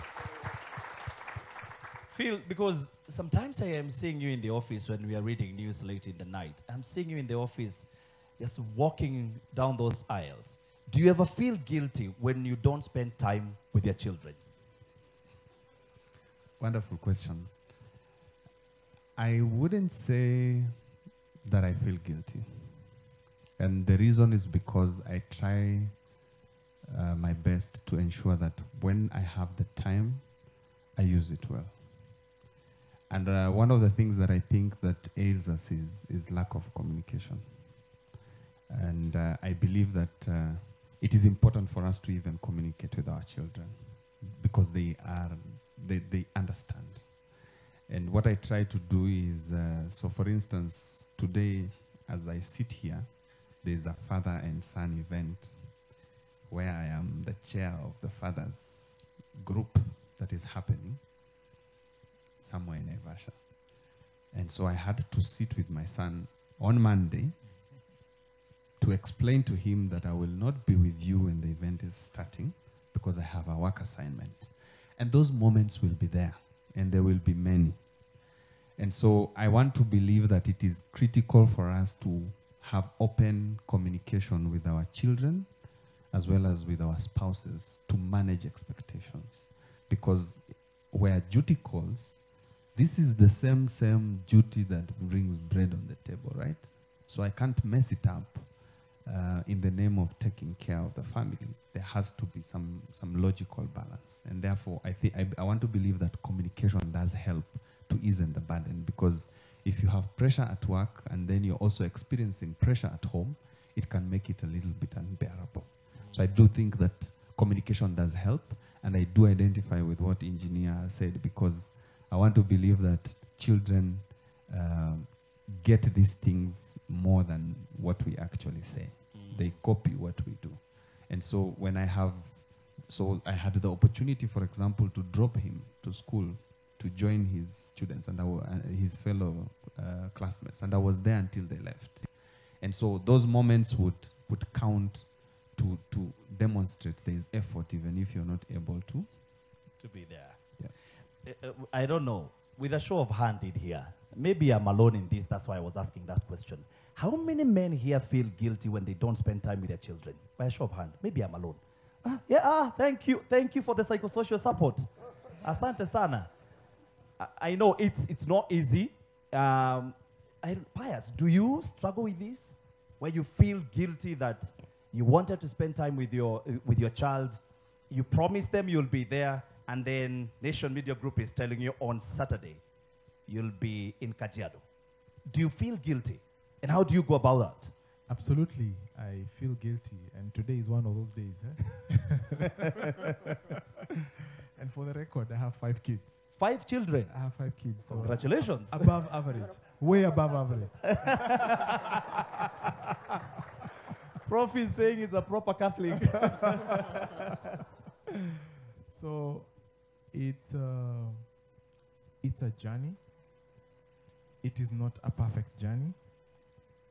it's a journey where I'm still a student. And there are occasions I allow myself to be vulnerable to my children. And I tell them, here, Daddy did not get it right. And so you're saying we apologize to our children? That's what I'm saying. There are occasions it is good for us to bring up our children and show them that we are also human beings and we have our struggles, so that when they face their own struggles, they will not give up, but they will continue to strive to improve themselves. So I do feel guilty. There are times I come home, especially when I'm driving home, and I enter the house and all the kids are asleep. I feel so guilty that I go to their bedroom. I literally disturb them, hoping that one of them would still be awake. I hug them, I kiss them, I enter their bed, I cuddle them if I can, and it's just my way of reconnecting. So I think this is real life. It is never going to be perfect, but what I've seen with kids, they see right through our hearts. They know when you're genuinely interested to being present as a father, and they will cut you the slack when they know you are not able to be there. But they can tell when you can give them your presence, and they can tell when they can excuse you because it's not possible for you to be present. Today, my firstborn daughter asked me, "But Dad, you don't work on Saturdays. Where are you going to?" And you explain, because she knows I work for TV and you come home late most of the days. No, you're supposed to spend time with... I was like, Phil is saying he doesn't feel guilty. I was like, what? How do I explain this? But at the end of the day, like you're saying, how do you catch up? And what Phil said, how do you catch up? How do you communicate with them? But we want to talk about, an engineer, I'll ask you this because we are young fathers, maybe myself and Polycarp, we are young fathers. What is this one advice you'd tell young fathers on financial matters?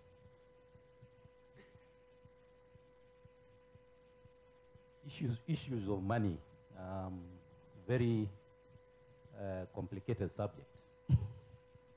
In fact, I remember when I went to do my master's in business administration, one of my difficult subjects was actually accounting.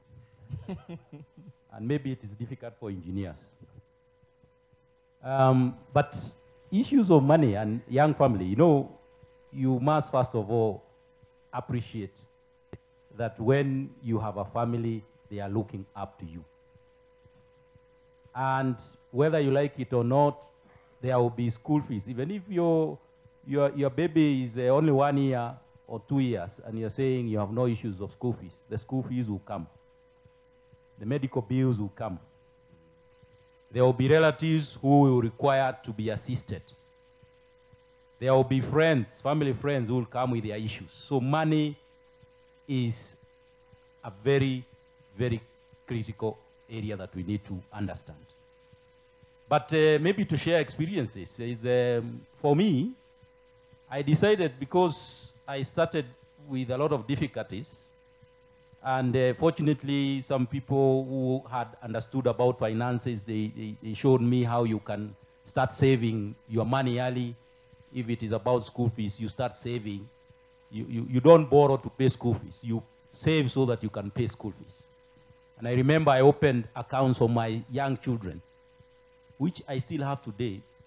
But because they are grown up, I normally sneak in and get something. And every end of the year, I would pride myself because I would pick them up, put them in a car, and I tell them, today I want to go and pay school fees for you. Then we go to the bank. And I draw the money from their accounts. And I pay the school fees for the whole year.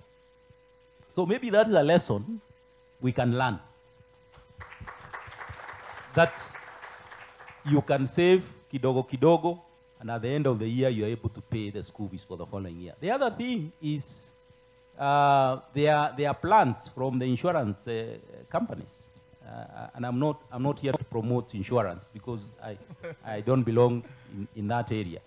But those plans are also useful. Remember, as the kids grow, there will be a time when they will go to college, go to university. And the school fees for the university today or college is quite substantial. So you can do your planning, as we are saying. You plan and you are able to say that I will take a 10-year insurance plan for paying for my son or my daughter when they finally get to university. Because that is when the premium is going to mature. And it has helped me a lot because I have seen it and I'm able to clear all those fees requirements with that kind of an arrangement. But of course, since there are financial advisors that are there, and one of them is here, you can always seek them out, and they will direct you onto how you can be able to get that passive income that my fellow panelist was talking about, and even as you push the issue of the active income, because the passive income is also very important. So for me, plan ahead, and of course, be organized, but don't also forget that, even as you save, don't become a miser. Again, you must also, one of the other ways of ensuring that you connect with your family is what Prof was talking about. You must plan for getaways with them, where they don't have to cook anything, you just treat them. And I think that was a very strong point, Prof, you talk about. You must also save for that kind of an adventure, because they are not cheap today. So that once in a while or once in a year, you take your family out and you take care of them from everything and everything that they require in that particular time. Thank you. Prof, I'll ask you the very same question. What advice would you give a young father in terms of finances? How wajipange kivipi? I have already confessed not to being very knowledgeable about money, but I will answer a previous question. Yes. And more by way of a story of my own life and my son. How do you make up for lost time? My son, when he went to university, I didn't go with him. First of all, because as a matter of principle, I thought since I had come from St. Andrews on KBS number 100, Kenya bus number 100, he should go to university the same way. So his mother took him. But 3 months later, I felt, well, that may be not very fair. So I was in London on some business, and I sent up, my son was in Kent. I sent a message, said, come downtown, let's have a reunion. And he came down, it was a Friday. I said, let me give the young man a cultural experience. So we went to the theater district, we watched a play, then we went and had dinner, then we went into a pub. And because this is very important for me from where I sit, and I'm not recommending this for anybody against their faith and their beliefs. But I think that if an adult is to engage in alcohol, then they must be supervised into it. And not be met by a self-righteous father banging the table. So we got with my son to a pub. We have a few beers. I think it's his first time to have a beer. Then we go home and sleep. In the morning, he takes the train. And then I come home. And very proud of my achievements as a bonding father, I must have said to the mother, it was a wonderful trip. We had a wonderful time. We had a good meal, and we went and had a good drink in a very nice English pub. The matter was told by the authorities.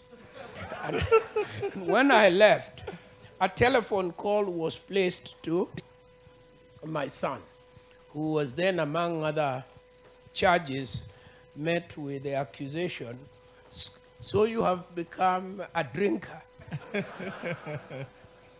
My son, to his credit as a gentleman, did not raise it while he was away, but when he came home, he said, you know, Dad, I think I must stop hanging out with you because you are being followed either by the CIA or by the Mossad or by somebody.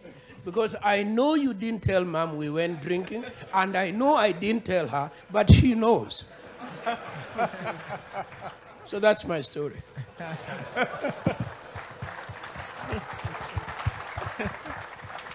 Oh, lovely. You go back to the issue of finances here. You are the expert here in terms of, our finances. What do we tell a young father who is coming up, and they are here, and some of them are here? How do wapange pesa zao vipi? Because juggling between, like he's saying, education, you want to fund their education when they are ready for school.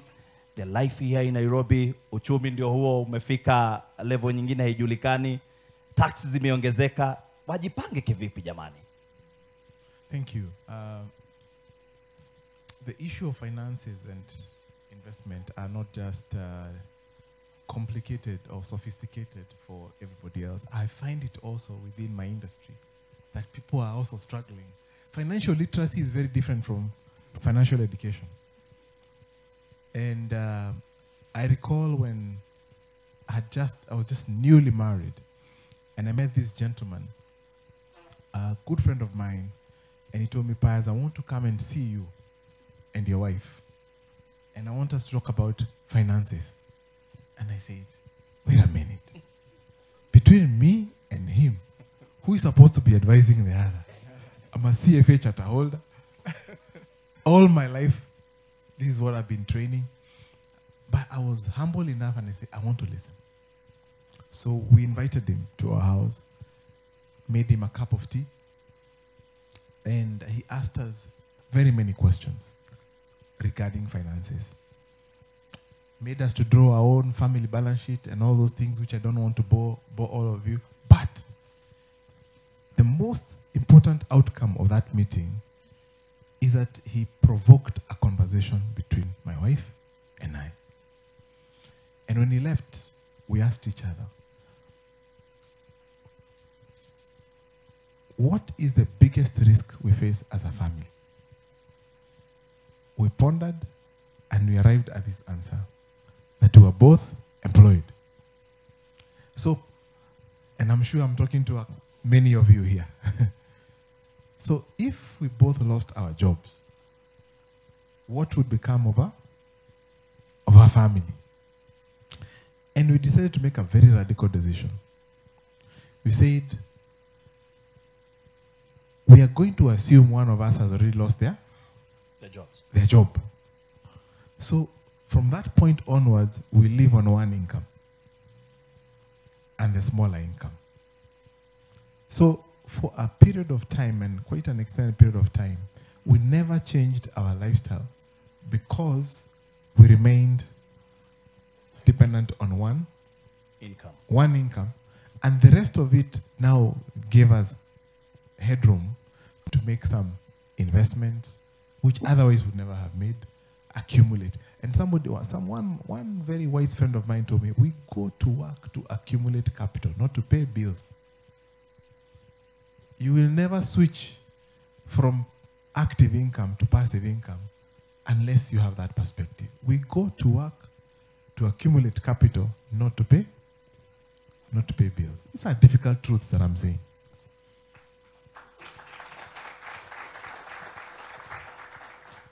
So we opened an account with Nabo Capital as a client. Forget me as a CEO.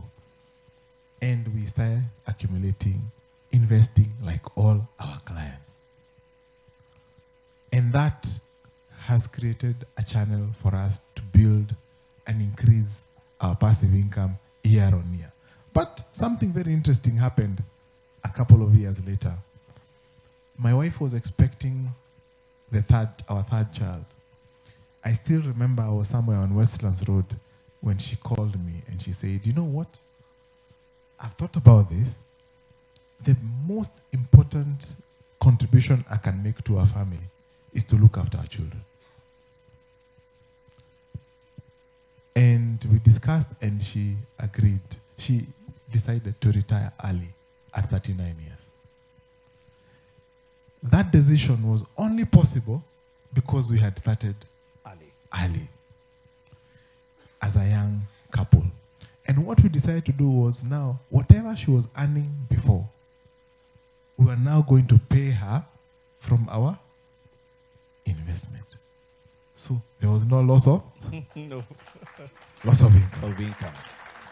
Beautiful. So what am I saying? That's just my story. It does not matter how much you earn. What matters is what you do with the little that you have.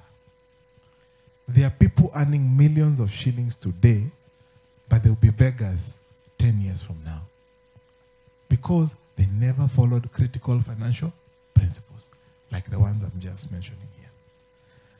There are people who are doing the mundane tasks in our offices. They're the ones who are bringing you mandazi, and you buy mandazi for 20 shillings. They bring the tea there, and the mandazi comes from them. For every mandazi that they sell you, they double their profits. Those people are, if you don't take care, they are likely to be your employer 5, 10, 20 years from today because they are following certain principles. So what I'm saying is, family finances, or rather building sound family finances, is like building a house. It must start from foundation, going up. I have seen so many people make blunders. They are buying a holiday home when if they lost their job, they will not be able to afford the same lifestyle. You must start from the foundation and you go building up. Building up. And we can talk that as we proceed. Thank you. Beautiful. And I'm being reminded, thank you very much. A lot of wisdom in those statements. I'm being reminded, the paper that I've just been given is that there are gifts for each and every man here. If you came, there'll be some gift for you, and there'll be after party at the village. Party after party. Leo wanasema kitaeleweka. Vijana Nairobi wanasema kutachimbika. Polika, let me come to you. He's talking about role models in terms of finances. You need to look up to someone. Did you ever have a role model growing up, or do you have one now who is telling you this is the way to go? Because I believe music has money. Maybe I'm wrong. Do you have somebody who tells you this is the way to go? Don't follow that direction, do you?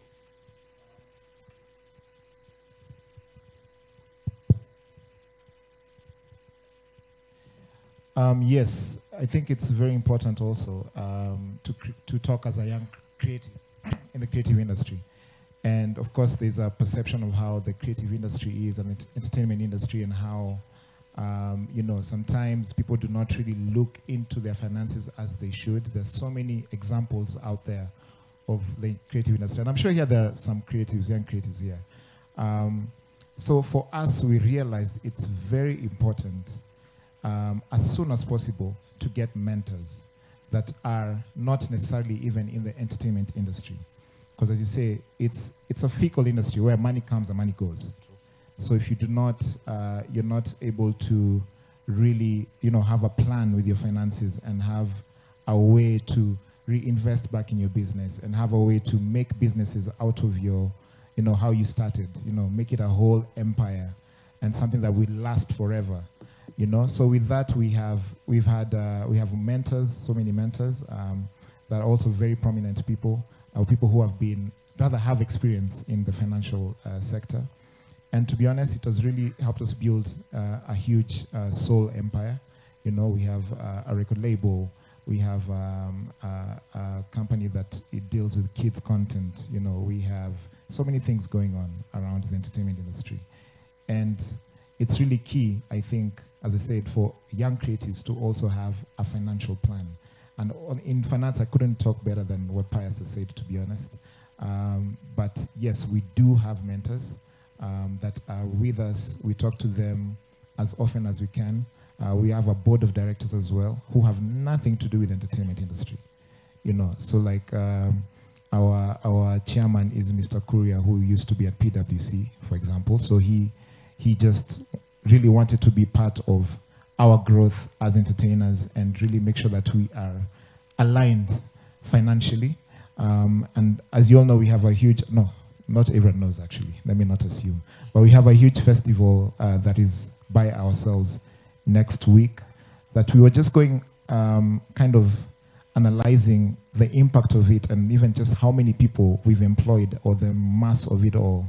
It's huge. It's a huge undertaking. And for us, we're very proud of it because it shows growth and how we started as musicians, just trying to get by with every money that we get, going from gig to gig, but now really investing back and making it a whole empire.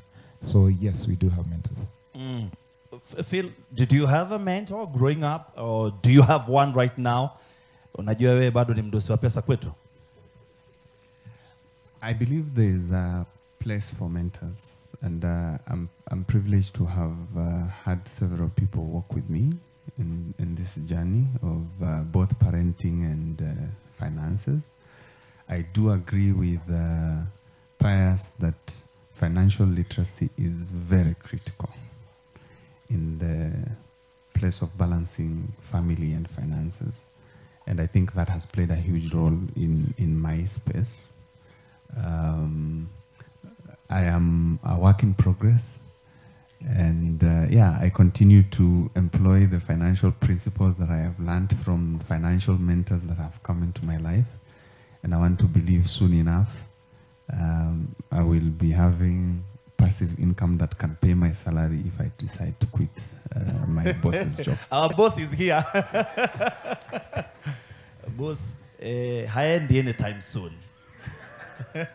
Our CEO is present here, Mr. Gitagama. Thank you. Thank you for honoring this meeting. I'm being told we need to speak to one or two advertisers on the other side. Anto, naeleza uko ready kuzungumza na watu wawili watatu sababu this could not have been possible without their support and our sponsors. Anto. Stand by. And thank you very much, Fred Mutiriri, as they continue to have the session there in the main panel. I'm here with Derek from St. John Ambulance. Derek, mambo vipi? Mambo poa sana. So Derek, kitu ya muhimu number 1 tuko ndani ya ambulance. Na mtu akiwa akona emergency accident imefanyika hapo pale nyumbani, mtu amepata maybe a stroke or there, you know, wanaona kuna kitu inafanyika unfortunate. What number should people call St. John Ambulance? Kupata St. John unapiga number 0721 225 285. So 0721 225 285. That's the number 0721 225 285. This ambulance has everything. What does everything mean? So this ambulance actually is an ACLS ambulance. Hiyo ni advanced cardiac life support. Kwa urahisi tunaweza sema ni moving ICU. We can handle any case in here. So tunatoka kuanza heart patient, anything, kuanzia RTA to patient mwenye akona heart condition. Like we can sort anything anytime. But also another problem as we go to your stand, Derek, come, let's go. The other big, let's stand here. One of the biggest problems we have is ambulance etiquette. Yeah. When somebody sees an ambulance, St. John Ambulance on the road, what is the first thing they should do? Actually, when you see an ambulance, see necessarily St. John peke yake. Yeah. Any ambulance on the road, unafaa ujue iko on call. It's either going for a patient or it already has a patient taken to the hospital. So what you should do, just move aside, wapatie njia. Exactly. Gari kama ina patient, inakuwa on standby waiting for a call. Anytime you can move, it has a patient. Yeah. So, but Derek, you guys do such a good job. I know it's a very taxing, traumatizing, and a crazy job, but we honor you today for the job that you do. Asante sana, Derek. Me, I need some glucose, as long as it's not IV. I'm with my friend here. Please tuambie jina yako. Yes, my name is Dennis Matara. I'm with Dennis. Dennis has been with us from Man Cave 1, Man Cave 2, yes. Man Cave 3. Dennis, I already have the number offered. 0721 225 285. So tell us about first aid and why it's important for a man in general at home to know about first aid, and what are some of the basics? You know, we always say that it is always good at your home. At least one person is a trained first aider. That is very key. So as a man, the first thing that you can do for your family is to be prepared and have some first aid skills. Your child might collapse. Your child or maybe your wife can also maybe choke on food, and you need to provide. Remember that an ambulance is not right next to you at that point. You need to call it. For the time it takes to come, you need to have some skills that is able to stabilize your patient until the ambulance arrives. So that is why first aid skills is very important. For anyone who's at home, you know, who's here, how can they get in touch with St. John so they can get they can get to know more about learning about first aid? For those who are in Nairobi, they can come to our offices at St. John House along Parliament Road, just next to Parliament. Yes. You can come or even call on 0721 611 555 and you'll get all the details about the training. But our training are always available from Monday to Friday, all first aid training cases, and then also you get a certificate at the end of the week on Friday. And all that is available just every single day. Okay, awesome. St. John Ambulance is all about saving lives and serving humanity. We'll get to show you more about what St. John Ambulance does. But also in the meantime, we're here at Sentimental Energy. I'm with a friend of mine. I'll join him there. I'll join Ben there. So tell me your name. My name is Brian Were. Brian Were. Yeah, part and parcel of Sentimental Energy Company. Okay, so tell us what Sentimental Energy does. Sentimental Energy, basically we are helping guys on their power. By this I mean we are trying to offer alternative power solution to residential entities, commercial entities, institutional entities like schools, hospital, and be able to own their power in form of solar energy. Yes. So unasema maneno ya stima, sijui ile kitu inalialia ile ya kelele, hiyo maneno imeisha. Okay, so this is all about literally taking control of sustainability, taking control of your future with solar. But let's move here. There's a pump here that is actually powered by solar. I'm still shocked that this is what happens. Ben. Yes. How are you? I'm fine, and you? I'm good. Explain to us what's happening right here. Okay, so this is a solar water pump. The pump, as you can see, it's a submersible pump that runs on solar. So we have placed it on a bucket in order for us to be able to demonstrate to people who are here that you can have a pump and you can run it entirely on solar. So it runs by this solar panel that you can see here. So this is a 400 watt panel powering a 145 watt pump. Wow, I love that. Sentimental Energy. If you want to get in touch with you guys, give us a number that we should call. The number to call for Sentimental Energy, which is basically saying that we want you to own your own power. The number is 0725 445459. That is 0725 445 459. Also, you can call the number 0721 512 121. 0721 512 121. Thank you, Ben and Were. And now we are at DSTV Stream. I was checking my TV recently and I saw that it has a DSTV Stream application. And I was very confused. What does DSTV Stream mean? Does it mean that I don't need a dish anymore? Yeah. It's wireless now. You don't need a decoder or a satellite dish. Yeah. So what happens? You just download app on your smartphone, on Google Play Store or Apple Store, and then you sign up to. It's that simple. And now you can be able to watch your favorite TV shows, TV on the go, basically. Exactly. Yeah. I love that, man. Things are moving, time are moving, but also thanks to you guys, we're able to watch our football match, Premier League today. We're streaming the Premier League today, thanks to these guys. Let's go to Unilever. We have these guys are solving ashy elbows. So if you got ashy elbows, na wanaume wapendi kupaka mafuta. Please, I know what you guys like. Mnapenda kupaka ile mafuta na si ya binadamu. So leo mmepewa tu mafuta ya binadamu, si ndio? You know exactly what I'm talking about. Tell me your name and what is happening today. Okay, so I'm Ivan Gatha. Today I'm with Unilever. We are doing sampling of Vaseline lotions. So that is our male range first of all. So for the male range, we have here our extra hydration. Oh, sorry. I'll help you, don't worry. Okay. I should be a man and help you, yeah. Yes. So we have our cooling, and here we have our fast absorbing. So the cooling normally has like a nice cooling effect, a minty effect, which is perfect for anyone who likes something fresh, something cool. The fast absorbing is for someone who is like oily, you want something just that penetrates really quick. And then now the extra hydration is for someone who has dry skin. So ashy elbows, never be you. It can't be me.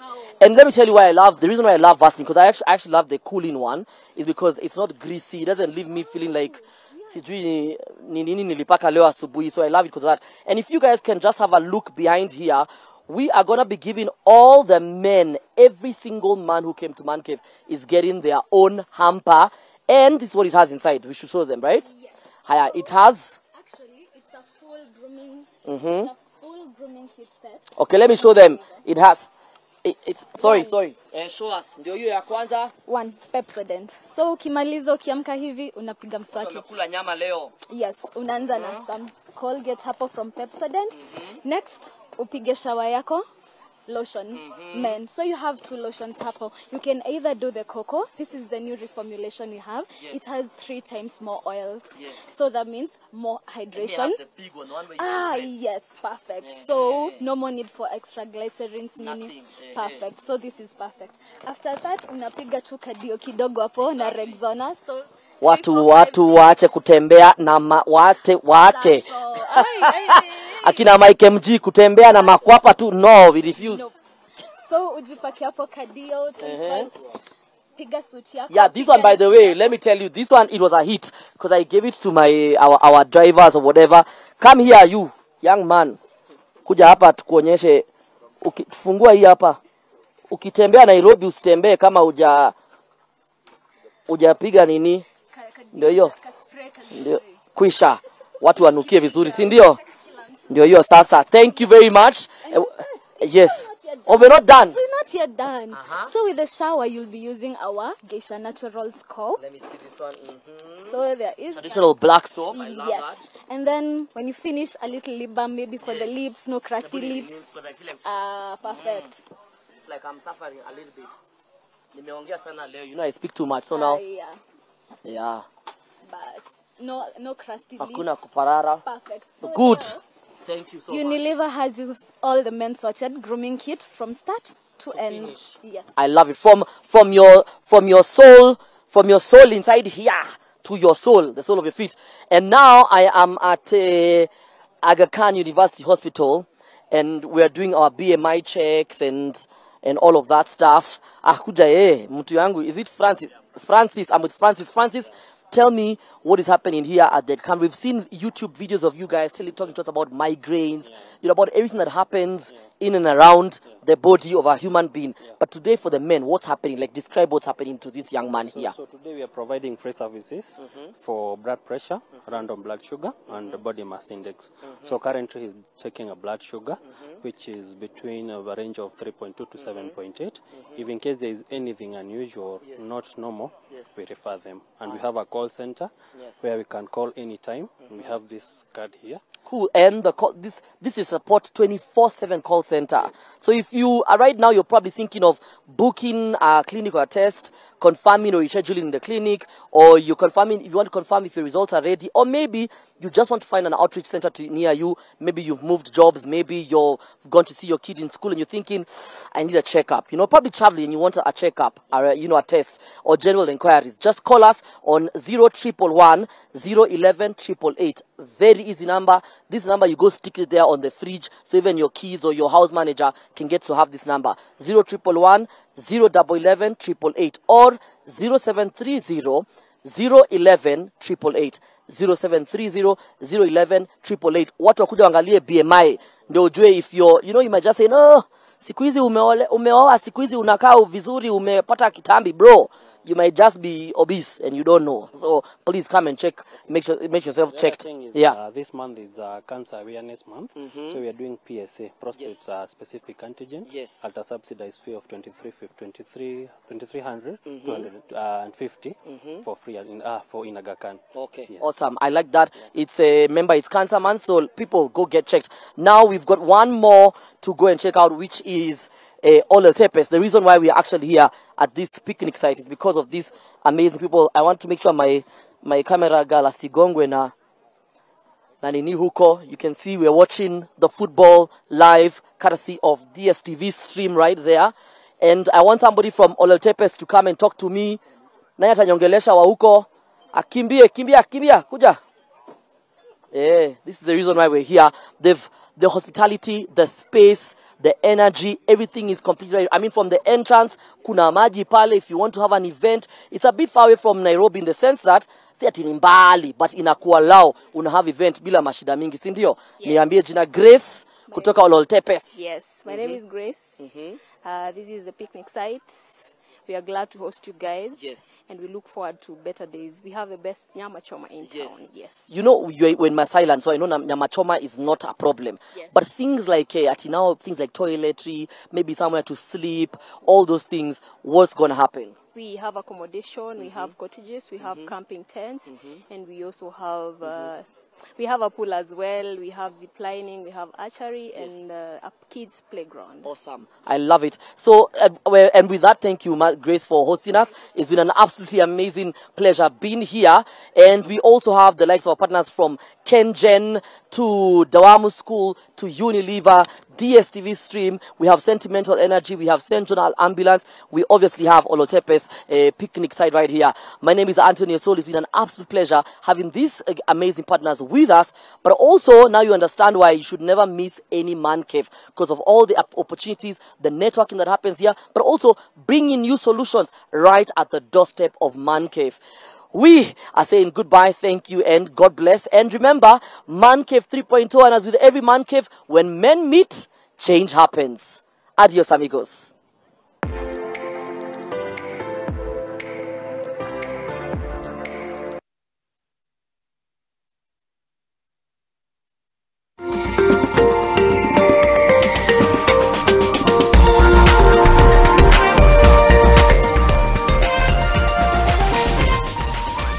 This is NTV.